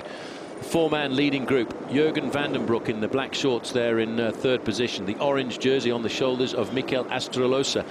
Franco Pellizotti in the polka dot jersey, and Armel Moinard of Team Cofidis in the red. They've got themselves a pretty good advantage of 2 minutes over the yellow jersey group, and theoretically that should be enough to survive, although it depends just how fast that group behind goes. There are 5 riders actually chasing at around about half a minute. Jose Angel Gomez, Stefan Goubert, Sandy Cassar and Pierrick Federigo. Now, I don't know if Cadel Evans can reach that group. He's gone over the top just on 2 minutes back, but these are the 4 leaders here. Van den Broek, Astolosa, Pellizotti and Moinard are the men up front. Astolosa is going to move up a little bit in the overall if he can stay away. All of those 25 kilometres to the finish are all downhill now. Yeah, Jens Voigt has crashed. I just heard on race radio, looking back there's a very nasty crash at the front end. There he is. That's Voigt in the middle of the road there. He went down and it was actually sitting in the back. Ooh, that's nasty. Well, I don't know what happened there, but that was a very nasty crash by Jens Voigt. Let's hope he is okay. The car is there. The doctors will be there straight away. Now, that has just happened on the descent, which has just started, as our cameras go down to catch up with the leaders. Now, he was with that group, had done a lot of work, in fact, just before the top of the climb. And then he just hit something in the road there, Phil, and lost complete control, and that can happen on a descent, and he was probably doing close to 50 miles an hour when that happened. At the front, that leading group of 4 riders, I would say, are not going to get caught before the end. The work is being done here by Dave Zabriskie. As we look at that crash, you see, he just hit something with the front, and then the bike just went from underneath him. Well, that was a very, very nasty crash for Jens Voigt, and it had to be something in the road there because he wasn't near a bicycle ride. Let's hope Jens is okay. He's one of the characters of the Tour de France. He never knows when to stop working for his team.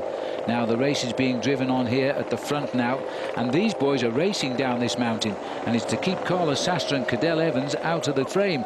1:46 to the leaders. There is a chance, Paul, they can bridge. Well, it depends on just how well that leading group work together. You know, you can't really pull an awful lot back on a descent if a lot of these guys are working well together, and the 4 men at the front were working well together. Dave Zabriskie is the only rider actually doing the pacemaking in this group. Nobody else has an interest in catching the leading group of 4. Well, the Groupe Maillot Jaune of Contador went up the mountain a little bit quicker, by almost 2.5 minutes faster than the leaders today, because of the infighting that was going on with Andy Schleck and his Saxo team. They survived the battle. Armstrong got back into the thick of the action. We're on the way down to the finish now in Bourg Saint-Maurice. We never finished here since 1939. I don't know why, because it's a fabulous area. We often pass through the area. Well, I can tell you why, because in recent years, every time we've ever come through Bourg Saint-Maurice, we've gone to a mountaintop finish, either in La Plagne or Les Arcs or somewhere else, because Bourg Saint-Maurice is the gateway to a lot of ski resorts in this part of the world. That's why we've never had a finish in the bottom. And there's lots of funiculars and cable cars going away from the town up all of the mountains. Apparently they're stopping building them now so they don't ruin the countryside. Anyway, 18 seconds the first group. Then we've got the Groupe Maillot Jaune at 1 minute and 3/4.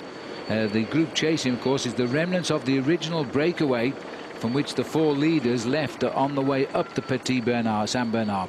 There they are. They're the 4 leaders. 4 leaders going around the corner. There's Franco Pellizotti doing the pacemaking. He's in with a very good chance of getting himself a stage victory, and if anybody deserves a stage victory, I have to say that he does. He's been on the attack on a number of occasions and hasn't quite been able to come up with the goods. They've got to keep working hard. They have a group at around about 10 seconds, which, as you said, Phil, are the remnants of the group that they were with, and in that group is Jose Gomez, Stefan Goubert, Sandy Cassar, And Peric Federigo, who, if you cast your mind back to the finish in Tarbes, is the man who got across the line ahead of Franco Pellizotti. He hasn't been quite up to Pellizotti's skill in the mountains, though. And Pellizotti has got his gap. He did try. He tried to move Federigo with his teammate Lefebvre. Didn't work. But Nicolas Roche is also chasing down there, and he might well reach. He's had a second place in the Besançon, you may remember. So he's enjoying his first Tour de France. Wonder how often he thinks of his dad's fine cycling when he's under pressure. Probably not. I shouldn't think he thinks about himself and trying to survive. There you can see that's the chasing group now of 4. Goubert, Roche, Cassard and Peric Federigo. He's the one sitting at the back. Well, they are ahead, don't forget, of the Maillot Jaune group of Contador, Armstrong, the Schlecks. Frank has got back in the action there as well, having been dropped. We've no update on the condition of poor old Jens Voigt after that rather nasty fall on his face coming over the mountain. This is the main field. They're just on 75 kilometres an hour. Well, the majority of the pacemaking being done in that group was still being done by Dave Zabriskie of Team Garmin Slipstream. They've got 3 riders in that group of the yellow jersey, though. Christian van der Velde, Bradley Wiggins and Dave Z, who's doing an awful lot of work. But I tell you what, Paul, Goubert, Roche, Cassard and Federigo are not far behind those 4 leaders. There's going to be 8 guys together very shortly. They're just about to make the junction. This is Jose Angel Gomez, a very good climber, and he's turning out here to be a very good descender. I think a bit tentative, if you ask me. He's getting a good look at that corner. There's the group containing Contador. They're now saying it's 15 seconds, the gap between the 4 chasing 4. These are the 4 chasers at the moment. Well, that's more than 4. Now, this is another group. This is a group trying to get off the front end of the yellow jersey group. They're actually picking up groups one by one. There is the yellow jersey, Alberto Contador. Those 4 riders there were 4 riders who were in the breakaway a little earlier on. They're about to get picked up, and they will join this group and strengthen it. So I think this leaves us a 4-4 and the yellow jersey group now as we go down towards the finishing in Bourg-Saint-Maurice. But the 2 front groups are separated by 15 seconds, and Nicolas Roche of Ireland is one of the riders crossing the gap. Yeah, I think that is the race situation that we're looking at. 4 leaders here, around about 10 to 12 seconds behind another group of 4 riders, and then the rest of the main field of the yellow jersey, which is swelling with the numbers of riders it's picking up. But I don't think there'll be too many riders coming back from behind. And the yellow jersey group are going to be very careful going down here now. It looks like nothing's going to be gained, so they're just going to ride to the finish and fight it all out tomorrow. They had a tentative on the climb, but at the end of the day, it didn't decide anything. Well, 1 minute and 35 seconds is the amount of time that they're looking for. And Vincenzo Nibali, and it looks like Roman Kreuziger has managed to come back into this group also. Well, at 20 kilometres to go, the Maillot Jaune group is exactly 1.5 minutes behind the leaders, so they're pulling them back slowly, but not with any great speed. The man, don't forget, who's gaining today is Astolosa. He started 5 minutes and 37 seconds behind, so he'd go up to 4 minutes 07. He'd probably go in front of riders like Cadel Evans today, because Cadel, unless he's just come on the back of this group, and I'm not sure, I don't think he has. I don't think so. I don't think there's still a number of riders trying to come back and make the junction. They will take all kinds of risks on this descent to see whether or not they can pull themselves back into the field. But the group of the yellow jersey, it's not in their interest, Phil, to take any risks on a descent like this, because as we've seen a little bit earlier up the climb, it's very easy to go down, and you can lose your whole Tour de France just by wanting to go downhill too fast. So they're snaking their way down in this most beautiful part of the world, right down into the valley in Bourg-Saint-Maurice today. These are the 4 leaders, I think. We are now with the 4 leaders. Yes, Van den Broek, Astolosa, Pellizotti, Moignard. Nobody breaking away either, so they're all descending together. And we should see the 4 chasers coming round that corner. There they are. So the gap is probably about still 15 seconds. Just hovering there. Stefan Goubert is trying to get across with his teammate Nicolas Roche. Sandy Cassard in the white jersey. He's the one just accelerating past Roche. And the other rider on the back there was Peric Federigo. Well, this has got to be one of the longest descents in the Alps, and these riders are flying down it. It's a long way still to the valley below. Those 4 should bridge, but how far behind will the Maillot Jaune group be as we head down? There's still 17 kilometres down to the bottom of this road. And that's where the finish is, down in the bottom. That is Bourg-Saint-Maurice, and that's where we have to get to after a 19-mile, 31-kilometre descent at speeds, on average, pretty close to 60 kilometres an hour. They're knocking off 1 kilometre for 1 minute at the moment. Minute 22 now, so they're closing in the Maillot Jaune group on everybody ahead. They are, and it's all because of the work being done at the front end of that group by Dave Zabriskie. Zabriskie, one of the riders from Garmin Slipstream, is trying to do what he can, not necessarily to pull back these group, but what he's trying to do really is to eliminate the guys who've missed the split. And one of the guys who seriously missed the split this afternoon is Cadel Evans, who started the day in 14th place, 4.5 minutes down in the overall classification, and he wasn't able to stay with the yellow jersey group when they accelerated on the slopes of the Petit Saint-Bernard. So around the corner there you can see Peric Federico now has decided to come up to the front, accelerating around that corner, followed there by Stefan Goubert. They're just about to make the junction. Dave Zabriskie is going down this descent here like an absolute maniac, trying to pull the whole race back together, but also to distance everyone else. He thinks he's riding a team time trial here because it's David Zabriskie who's pulled this back. We're now looking here at a minute 21, and they went over the top at about a minute 45. He's knocked another second off, a minute 20 now, 15.5 kilometres to go. If they were to bridge the gap, the win could come from a surprising quarter today. Go around the corner there, Mikel Astrolosa taking big risks. Look at the way he puts his knee out. That's to try and lower the centre of gravity, to get your body just that little bit closer to the ground, to keep the speed as high as possible. Leaning into the corner like you do when you're going around the corner on a motorbike. Following him is Jürgen van den Broek. It's still 13 seconds back to the chasing group of 4. We are watching the high-speed descent here now, away from the Col de Petit Saint-Bernard, heading into town at Bourg Saint-Maurice. The riders are desperate. There's a 4 chasing 4, split by about 12 seconds. And then we've got the Contador Armstrong Wiggins group at 1 minute 16. They've closed over half a minute on the descent, and there's still enough time for them to bridge the gap here. But at the moment, I think Astrolosa is trying to split this group up, and Moyal at the back is not happy on the descent. He's having a few problems going around the corners. Mikel Astrolosa now knows that he needs to take the responsibility of getting this group to the finish line. He's got the most to gain. He's got the most to gain, but he'd also like to get himself a stage victory if possible, and he realises how fast the main field is going behind. Well, he's realised he hasn't got past them, so he's waiting for them to try again a bit lower down, a minute 17. Dave Zabriskie is driving the main yellow jersey group, and he is driving it. He's pulling back now to 1:17. I don't think he can catch up, but they'll be inside a minute, I think, when they come into town. Well, that's what he's trying to do, and you can see him here on the front, followed there by Kreuziger and Nibali. A little bit further back, Christophe Moreau. Team Astana this afternoon, I think, played a very good tactical game. They allowed everybody to throw the attacks at them. They defended perfectly, and they've pulled this race all back together, which sets us up again for another big show of fireworks tomorrow. Well, they're saying about a minute 18 for the jersey, but about 14 seconds for the 4 chasing 4 here. It's just like running around the side of a mountain on a plateau at the moment, but there's a flick round, a big hairpin coming up to get down below. This is the peloton. They can see the 4 leaders and the 4 chasers down there. I don't know whether they dare look away to the left as we get round this very sharp bend. I think everybody, Phil, is currently fairly concentrated on trying to stay on the wheel of the rider in front of them. Just sitting on the back end of this group is Yuri Trofimov. You can see him there in the B-box jersey. He was in the breakaway for a long time here this afternoon. The other rider in there as well for B-box is Laurent Lefebvre, who's also in the early morning breakaway. Still the race situation, 2 groups of 4 separated by only 15 seconds, and then 1 minute 21 seconds back to the yellow jersey group. This is the leading group of 4: Van den Broek, Astrolosa, Pellizotti and Armel Moinard in the red jersey of Team Cofidis. He wants to keep the pressure on. They know that if they slow down and start messing around and thinking tactically, the group is going to come from behind, and they also know that the yellow jersey group could also pull them back into the fold.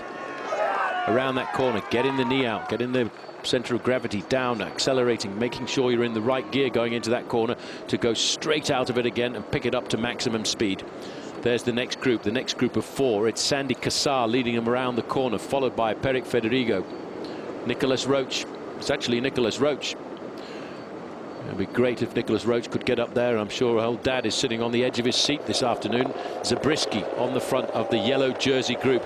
He's trying to put as much time as possible between his men, Christian van der Velde and Bradley Wiggins, and riders like Cadel Evans, who've missed out on the split here this afternoon.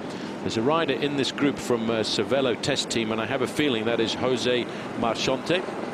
And we're not quite sure of the position of Carlos Sastre.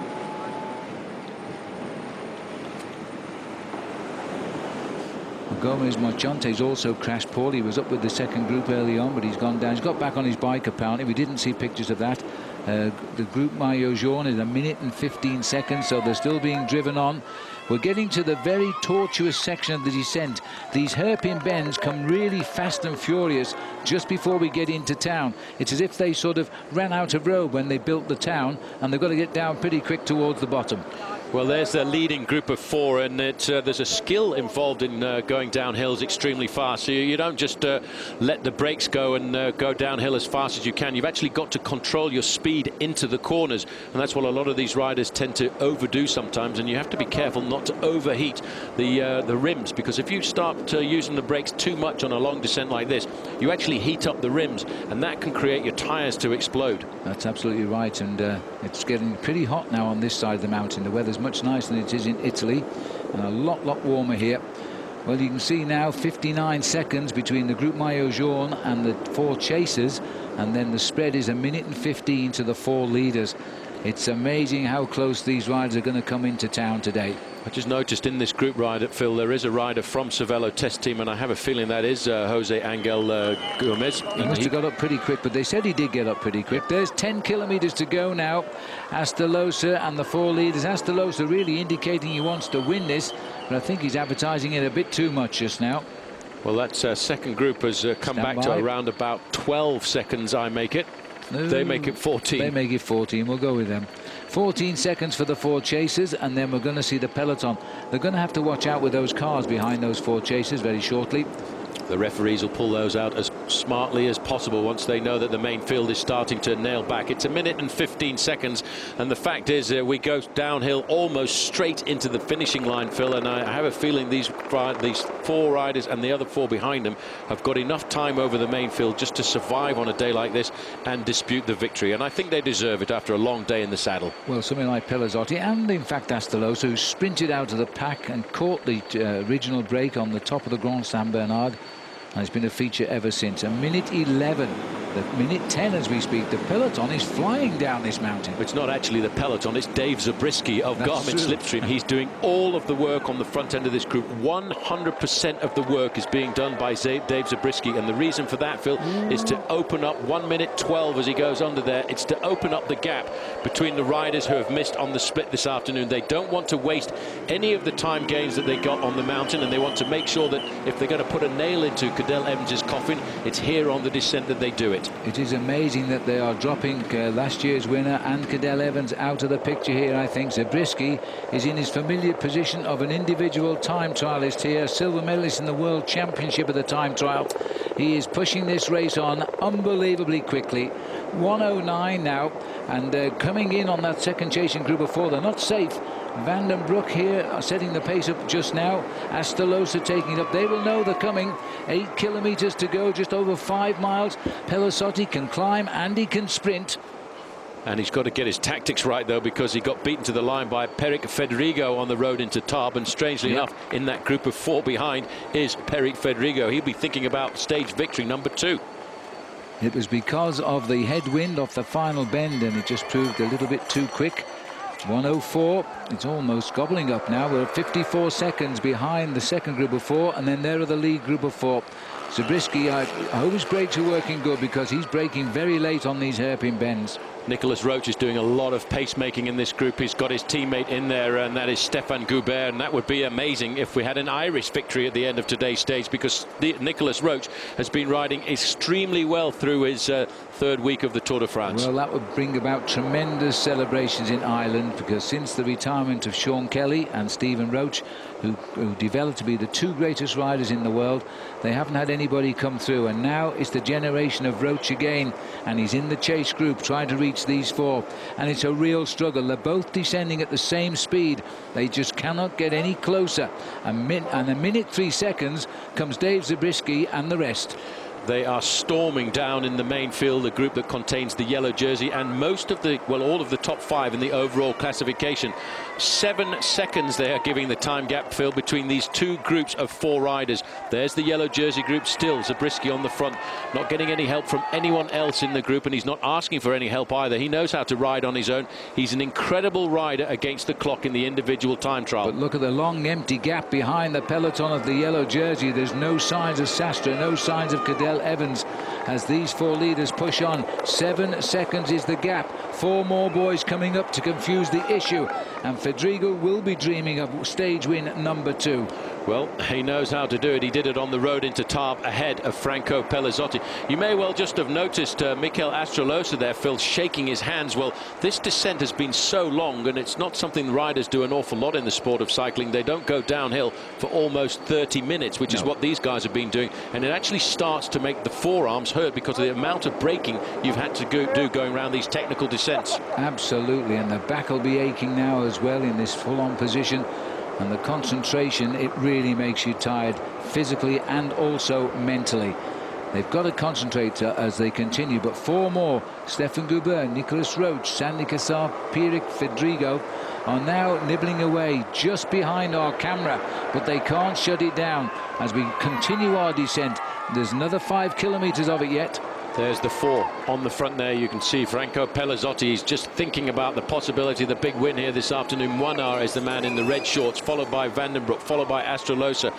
Pellizotti must be dreaming now. He's had a dream day anyway, Phil, because he got himself a lot of points in the King of the Mountains classification. But now, to cap it all, he would be extremely happy to walk away with a victory. That is 5 seconds, the difference between those two groups. And the yellow jersey group now is within a minute. 5 kilometres to go for the 4 leaders. It is far from certain with 4 chasers at 5 seconds, and the Dave Zabriskie, Bradley Wiggins bunch behind are now down to 59 seconds as they literally fly off this mountain quicker than anybody else. The losers today have to be Cadel Evans and Carlos Sastre. Well, there you can see the front end of the race. The main field, the yellow jersey group, Zabriskie, Armstrong, Alberto Contador, they are not going to see these 8 riders, but the question is, will they get together before the finishing line? They're still separated by a mere 5 seconds. I would expect the group to come back very shortly, and then we'll have an 8-man sprint. These are the 4 leaders. The gap to the peloton, yellow jersey, 58 seconds now. They're sprinting out of that corner. They know that these 4 are almost on them. This is a real pursuit. It's like a team pursuit on the track. 4 chasing 4 riders here. There's about, what, a kilometre of flattish road to the line. That's it. So we've still got over 3 kilometres of descending. And it is hard, Phil, to close a 5-second gap when both groups are going downhill at 60 kilometres an hour. Cadel Evans has really lost out this afternoon. The time gap is coming through now. The Evans is at 3 minutes and 47 seconds to the lead, but more importantly, Phil, he's 2 minutes 47 seconds behind the yellow jersey group. That's absolutely right, and that will not be recountable tomorrow. And Sastre, we believe, is with the Cadel Evans group, but we don't know for sure. There's a bottle gone off over the side here now as this group continues. This is one of the chase groups here. As they continue down, we are behind the yellow jersey group, I think. Or are these the 4 catching 4? I've lost my place. This is the 4 leaders there, just in the background. You can see the 4 chasers. Spot them here. 55 seconds is back to Dave Zabriskie's group. The kilometres are flying off the screen now. 3.4 left to right. There they come. This is the real charge now. There'll be 8 riders with 2 kilometres to go. Then the shadow boxing will start while the yellow jersey group will continue to come down. Well, it's 6 seconds, the official time gap. 56 seconds to the yellow jersey group. Now they're starting to slow. They're getting onto the flatter part of the course. That will give the advantage to these 4 chasers. Sandy Cassar is in there. He'll be looking for a victory to add to the victory he had a little while ago. Nicolas Roche will be in there too for all of Ireland today, as Moinard knows they're coming. It's time to have a little dig at 2.9 kilometres. Quickly onto him, Jurgen Vandenbroek. They split the chase group. The 4 chasers behind will see this. It might put them into a little bit of disarray just for the moment. Moinard hasn't worked. We've got to slam those brakes on as we're running off the mountain now. Bunny hopping over the roundabout into town, and there's only 2.7 kilometres to go. A blink of the eyelid and the 4 guys are nearly on. They're just about there. That little move by Moignard will take the impetus out of this leading group of 4, and that will give the chance to the 4 chasers to quite possibly nail back that final few seconds. Coming up to the front now, Jürgen van den Broek. There's another move gone over the top. Astrolosa, he's a clever rider. Astolosa saw them and he went off our camera as well at 2 kilometres to go. Astolosa drives for home. He had the most to gain. He was highest placed, but Dave Zabriskie's got rid of all that time gain. He's only 57 seconds behind now. But Astolosa wants the stage with Euskaltel-Euskadi, and he's got an impressionable gap now. And he's gone around those corners and not lost any of his impetus at all. He's an experienced pro. Phil, remember what we've said so many times about this guy. He's never crossed the line in first place. He won the Jacobs Creek Tour down under in the overall classification. He's never had the possibility in his professional career of putting his arms in the air.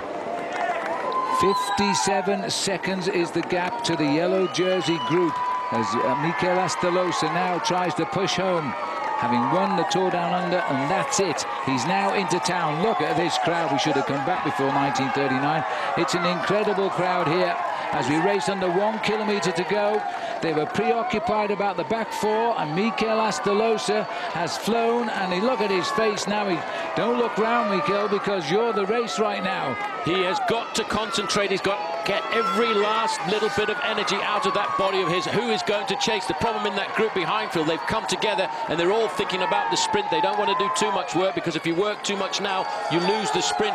Astrolosa looks over his shoulder. He's got to keep going now. You're almost willing on this man from the orange jersey, Euskaltel-Euskadi, to get the victory here this afternoon. At last, as he comes into the finishing straight here now, Mikel Astolosa, a little bit of a speed wobble there. It's a tight bend this. He goes through a very, very tight chicane as they approach the line, and then he'll come up to the finish here as Mikel Astolosa now has got something he's never done before, and that's first place in a road race, and he's chosen the Tour de France and stage 16 over the mountains from Switzerland through Italy into France, and he's got the victory. He can't believe it. Yes, I don't believe it, but doesn't believe it himself here, Paul. He's finally won a stage of the Tour. Second place sprint is going to be Fedrigo or Sandy Cassar. Well, it may be Sandy Cassar, because he seems to enjoy second places on stages of the Tour. I think that if he's second, that will be his 6th second place on a stage race in the stage of the Tour de France. Well, this is the big group now with Lance Armstrong, Alberto Contador. It's still Dave Zabriskie on the front end of the main field. They're sprinting here for a long way down, maybe 9th place. But that doesn't matter now. The fact is they've saved the day. Astolosa's gained only a few seconds. It's nothing. Doesn't matter. Carlos Sastra's in that group. Paul just spotted Carlos Sastra was here, so it seems the only loser of the day is Cadel Evans. He must have got back on the descent. We haven't been able to put a camera in there since. All of the Astana team are coming in. Look at this, the yellow jerseys even going with the breakaway. Just to remind them, now that's what a champion does. He's even taking on Christophe Moreau in the sprint as they come up towards. He's actually trying to win this sprint. He comes over the line behind Christophe Moreau. And that is a very, very good result. And hats off to Dave Zabriskie today, and Bradley Wiggins as well. And Lance Armstrong, who made an incredible comeback. But there's the winner. What joy for this team. And barely had the stage started than Cadel Evans was at the back of it. He finished yesterday muttering about dark reasons for his lack of success this year. He seems to be unhappy with what he feels is his team's lack of support, and he was looking for all the world like a man about to climb off. Up ahead of him, the current King of the Mountains leader, Franco Pellizotti, led over the first climb of the day, the Cormet de Roselon, to extend his lead in that competition in a group about a minute 15 ahead of the main field. Now, the polka dot jersey leading over a climb is one thing. The green jersey is a slightly rarer sight, but he's a genuine hard man, Tuhushoft, and not content to take his 18-point lead over Mark Cavendish onto the Champs-Élysées on Sunday. He joined the breakaway group and then rode away from it on the Col de Saisy, all so that he could get to the day's first intermediate sprint and take the 6 points that would put the green jersey competition pretty much beyond doubt, barring accidents. Talking of which, Tour was doing a one-footed tap dance in the wet on the descent after the sprint just to try and stay upright. He managed it rather brilliantly in the end, although a couple of men in the chase bunch behind didn't. Amet Chiruka and almost inevitably Denis Menchov, who seems never to pass up an opportunity to crash, he went down twice. Now, behind the chase group, Saxo Bank had taken over the pacemaking from Team Astana at the front of the yellow jersey group, and Bradley Wiggins, director sportif, was in no doubt why. They're very worried about Wiggo, and they know he hasn't shown any weaknesses on any of the climbs so far, so they're going to make the race very hard on these coming on these upcoming climbs, and the pressure's on them to offload we go, because at the moment he has shown no weakness, and we just got to play our cards, and we're expecting an attack from Andy Schleck on the second last climb. It's the hardest climb of the day, so we know what's coming up, and Bradley and Christian are more than ready. Now, one last thing before the race hit the Col de Rome. Hushovd survived out front long enough to take 6 points at the second sprint of the day and pretty much tie up the green jersey competition. Once the race reached the key climb of the stage, though, he was quickly spat out of the back. As we join it, one man has attacked off the front. Quick Step's Carlos Barredo. Behind him, all the favourites except Cadel Evans are together, but that's about to change. Well, as we start this big climb of the Col de Rome, the move has come almost immediately from Carlos Sastre. Sastre, everyone has said he's anonymous. Well, he's not today. Sastre started the move. These are desperate moments by Carlos Sastre. 2 climbs left in the Alps, and then the Mont Ventoux. He won't ride well in the time trial tomorrow. It's now or never. These are the final throws of last year's winner, I feel. Well, this is the kind of climb that suits him to absolute perfection, Phil. He's joined there by Sylvain Calzati. We've hardly mentioned his name in the Tour de France, a rider from Agri-Toubel and a former winner of a stage of the Tour. It's up now to Team Saxo Bank to see what they can do. What they're trying to do is crack Bradley Wiggins. The yellow jersey is there, nice and comfortably behind the train of Saxo Bank and right in the wheel of Andy Schleck. Now, as we look back here to this head-on position, Wiggins is in the position to see what everybody is doing. Amazingly, nobody's going to counter the move of Carlos Sastre just now, because he's just that little bit too far behind overall. He's lost 3 minutes and 52 seconds. And they won't rush straight out of the blocks at him. They're planning their own move today. Did you see the set face then on Andy Schleck, just waiting in 3rd place? He is waiting for halfway up this climb, I think, Phil, to make the move, because he knows at half distance on this climb it really kicks up to become extremely steep at 12.5%. This is a hard climb. The majority is in excess of 10% gradient, as Andy Schleck now moves up into 2nd place. Andries Kloden is just over there on the left-hand side as they one by one pick up. This is Sylvain Calzati and Carlos Sastre. They are accelerating at a nice steady pace to pull back the move by Sastre. Now, Lance Armstrong, 1 week before the Tour started, came to look at this climb because it was the one climb he did not know. He says it is extremely hard. It starts very steep, and for sure he expects attacks coming from the Schlecks today. Well, they're poised, and really they've got to attack. They've got to open time on Bradley Wiggins. They're already behind him anyway. If they lost time or finished with him today, they'd lose even more time in the time trial. So it's all down. All the fingers point at the Schlecks to move. They have to move on this day if they want to try and get Andy Schleck up to a podium position. He starts the day well down in 5th place overall. It's all about time for them now to try and get time before the individual time trial tomorrow around Annecy if they want to try and dislodge Wiggins. But the way Wiggins has handled the climb so far in this Tour de France, Phil, whether it be Verbier, whether it was the climb yesterday of the Petit Saint-Bernard, he was always in contention and they never dropped him at all. Well, Levi Leipheimer, the rider who broke his wrist in the Tour and sadly is now back home, we've spoken to him earlier, and he said to us that Wiggins is the man that they don't know how well he's going, because he doesn't seem to be under any pressure. He's looked very smooth on the mountain, so we're going to find out now. This will be the big test. This is the back of the peloton now, who are starting to crack. Host Postuma's gone.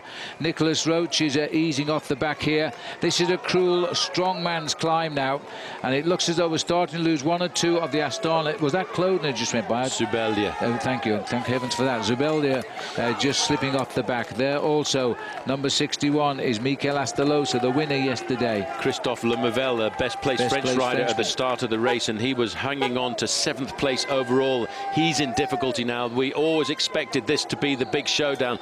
Moving forward there's Sergio Paulinho. He'd done a lot of work for the team earlier on. This is Vladimir Karpets, number 161, with his teammate in front of him trying to pace him. Sastre going by his teammate Thor Hushovd. Hushovd, big smile on his face there. Well, he's got to get home, and that's all now. 36 kilometres to ride, and up another big mountain after this. He'll lose time now, but it doesn't matter. He might have done enough to keep that green jersey all the way to Paris. Our pictures don't like the slopes here, but they've come back together again now. This is Nicky Sorensen, who's done his job for Saxo Bank in getting them to the mountain. He's cracked as well. Our back camera now seeing quickly the exit of Thor Hushovd.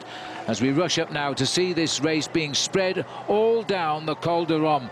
We'll get back to the front when we can, but there is going to be some huge pushing up front now. Well, there's no attack coming there from Andy Schleck, because Andy Schleck seems to be disappearing away. No, there he is. He's just come back of his brother Frank. It's still status quo. There's nobody accelerated away from the front. They've got the carrot there of Carlos Sastre to jump up to. Astana have got no need to attack. It's up to the others to attack. Wiggins, I don't think, will attack if he can avoid it. It was Andy Schleck in difficulty there, Phil. You can see the riders from Liquigas slipping backwards now. They're up to the wheel of Carlos Sastre. Sitting in third position is Lance Armstrong, right in front of his teammate Alberto Contador, and Wiggins is still in contact. Well, Bradley Wiggins is living up to everything at the moment. This is a desperate move here by last year's winner, Carlos Sastre, but he's going absolutely nowhere at the moment. The tempo by Astana and Contador. Wiggins is there as well, as riders are beginning to crack. And this is Nibali who's going now. And he was the rider second in the white jersey and riding high. This hill is hurting them. It's a different hill to the others. This is a very steep climb, and they haven't yet got to the steepest part of it, where it kicks up to 12.5%. This suits the climbers. This suits Carlos Sastre as he comes out of the saddle to accelerate in the steepest part of the corner. A little bit further up the road, we've still got Carlos Barredo, but he's now been joined by Jürgen van den Broek. And looking very, very strong indeed. It's been a terrible, terrible day for Van den Broek's team captain, Cadel Evans. He's not been able to match the pace, but Van den Broek's having a second good day here, as Carlos Barredo is still holding him just about. Well, these two have got to try and conserve, but you know, there's such a big chase going on behind. I wonder if they can conserve, because the tempo is being made. Here is Chris Kern. He's being picked up by Carlos Sastre. Sastre will not give up, but the fact that Thomas Voeckler can stay on his wheel there, Phil, would indicate to me that he's not going as fast as he has in previous years. Vincenzo Nibali, he needs to try and stay in contact if he wants to try and get himself the white jersey tomorrow. Well, it looks as though Barredo just hit the wall there and has been catapulted away, as Jürgen van den Broek, one of the sensations in the mountains this year, could find himself in a stronger position on the team after his ride now in this year's Tour de France. He's got his rhythm going nicely. We're going to see riders going back to that group all of the time. There's one of them, Christoph Kern. He was in the lead group, now being passed back. Still hanging on there is Voeckler, and Nibali is just about keeping the boys in sight. It's not over yet. Well, just going backwards there, that's George Hincapie, who was in the breakaway a little earlier on. He's sliding back. Moving forward here is Andy Schleck at the back of the group. There you can see number 51, Christian van der Velde, still in contact. So too is Bradley Wiggins. I would suggest Andy Schleck is also having a bad day here, unless he's waiting to sprint, but he's watching groups come and go. But Schleck is still there. He's on the side of van der Velde, and he's on the back wheel of Astana. But he's sitting a long way back down the group. Not a good sign, I don't think. Well, slowly but surely, Phil, they're catching back to the group of riders who were the early morning breakaway, and they're going to zoom past here over on the left-hand side. Frank Schleck is having a better day than his brother here this afternoon, and Armstrong rides up into second place. Wiggins is cruising over there on the left-hand side, and I don't think they've managed to put him into difficulty just yet, but Astana are still very strong with a great number of riders there. Well, Frank Schleck was the expected first man to attack. He's lifted the pace, but he's lost all the teammates now. They've been blown away, except Andy, who is just off to the left there now. And this is the move by Frank Schleck. This is the first move of the day by Saxo. There's a quick reaction here, and look who's on his back wheel.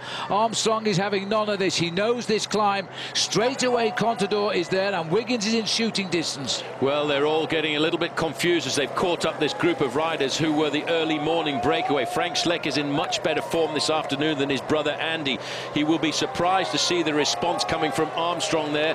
There is Alberto Contador just covering the moves, waiting to see if there will be a move come from Andy Schleck. Well, it's good to see that Kim Kirk and Maxime Montfort, he's from the front group. He's just here in this group at the moment. Here is the move by Andy Schleck. Contador is locked into the back wheel. He doesn't have to attack him, just ride with him. We're looking at the #1 of last year here, and that's Sastre, passed straight through the group as the counterattacks have started. Pelazzotti also. Well, these riders have been in the breakaway. Carlos Sastre tried in the early kilometres to see what he could do, see whether he could distance anybody. Andreas Kloden is there on the wheel of Andy Schleck, and it looks just now as if they've managed to get the gap between themselves and Wiggins. Wiggins is getting help there from Christian van der Velde, who is trying to pace him back into this race. Well, van der Velde's going backwards. Van der Velde's being dropped, but these are desperate moments here because Bradley Wiggins here has been joined by Lance Armstrong, and another rider is kicking again. This is the next move. Look at that. Armstrong's watching, waiting and going.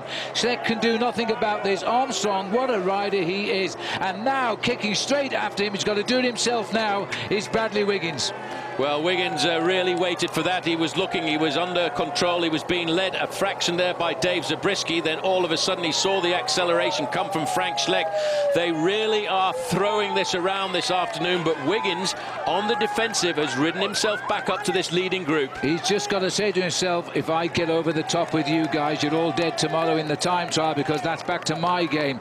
And this is an incredible piece of riding. The Case de Barn rider, by the way, is Rigoberto Urán from Colombia, who was in the breakaway. I don't think he'll take too many more shots like that. And Armstrong, he's watching Frank Schleck and going with every move. And I think Andy's in the spot of bother again. Well, Andy's going to the back of the group, but he looked fairly calm. He's just looking at the face of all of the other riders in the group. Frank Schleck is having a phenomenal day this afternoon. Looks over his shoulder, trying to ascertain what's the situation of everybody else in this group. Kind of forgot, didn't we? There's a lone leader up the road. Jürgen van der Broek is still leading this bike race, Phil, by 17 seconds. They're all going to be around him. We are still 5 kilometres from the top of this very, very difficult Col de Rome, and we go on to the Col de la Colombia next. Well, 5 kilometres to go it is now for Jürgen van den Berg, but he's going to have company for sure, because Frank Schleck is throwing everything he's got here. He is the carrot. He's not the expected man to break away. Number 31 is the one that is supposed to finish it off, but I'm not so sure he's riding that well just now. Well, the man they want to get rid of is number 58, Bradley Wiggins, Garmin Slipstream. But so far, these climbers have done nothing to unhitch the Brit, who has responded to every one of their attacks by slowly clawing his way back into the move. Andy Schleck goes again. Well, that was unlucky for Andy, because Contador was looking round at the time he made the move, and he was smoothly onto his Slipstream. This is a marvellous move. Andreas Kloden is the first rider to bridge the gap. Then Lance has waited for the reaction from brother Frank and has taken his back wheel. Now Wiggins again on the defensive, but he's going forward. He's cracked. Wiggins is cracked, and Armstrong and Frank Schleck are sitting on his wheel now. He's got to try and control himself, Bradley Wiggins, not to panic in a situation like this, and try and see, Phil, whether he can find the rhythm to claw his way back. Andy Schleck has opened up the gap. Andreas Kloden has gone straight across there as well. No problem to catch them. Now Wiggins has got to control himself, as Paul says. He's not got to panic here. He's got the greatest climbers in the world just ahead of him. Oh, and he was looking round. He almost went into the back of Armstrong. He wasn't expecting that, and he's missed the move by Frank. Well, Frank went straight over the top. He's still got great legs this afternoon. Armstrong, Phil, here, I think, is playing the absolute teammate. He's still got a little bit in the gas tank, and he's trying to see whether or not he can force Bradley Wiggins to do the pacemaking. Andy's looking over his shoulder. He probably knows that brother Frank is coming across the gap, and this is a good move for the Schleck brothers this afternoon. But just look at the face of Alberto Contador.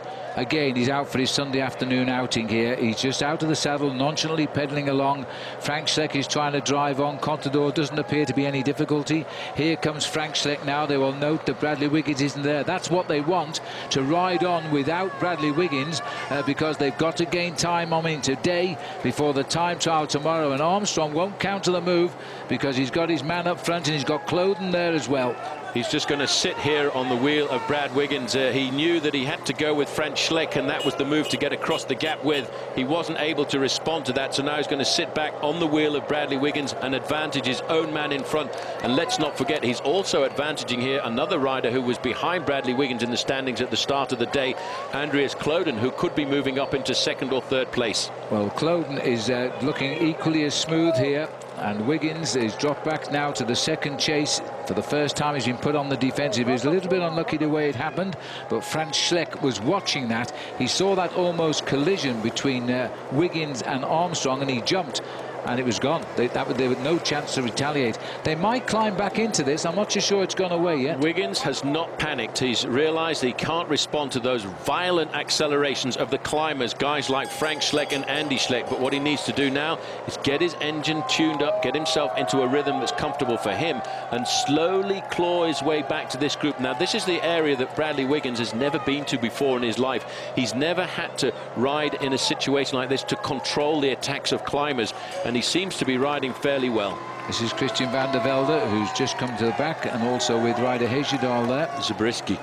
Dave Zabriskie. At the front, the three riders here. This is where they're cutting through the pack. Zabriskie was in the breakaway, but Hejjedal trying to lead Christian van der Velde back up. Now, you know, as you settle into a steep climb, you get your second wind if you're a good climber, and these boys might be riding back into the race.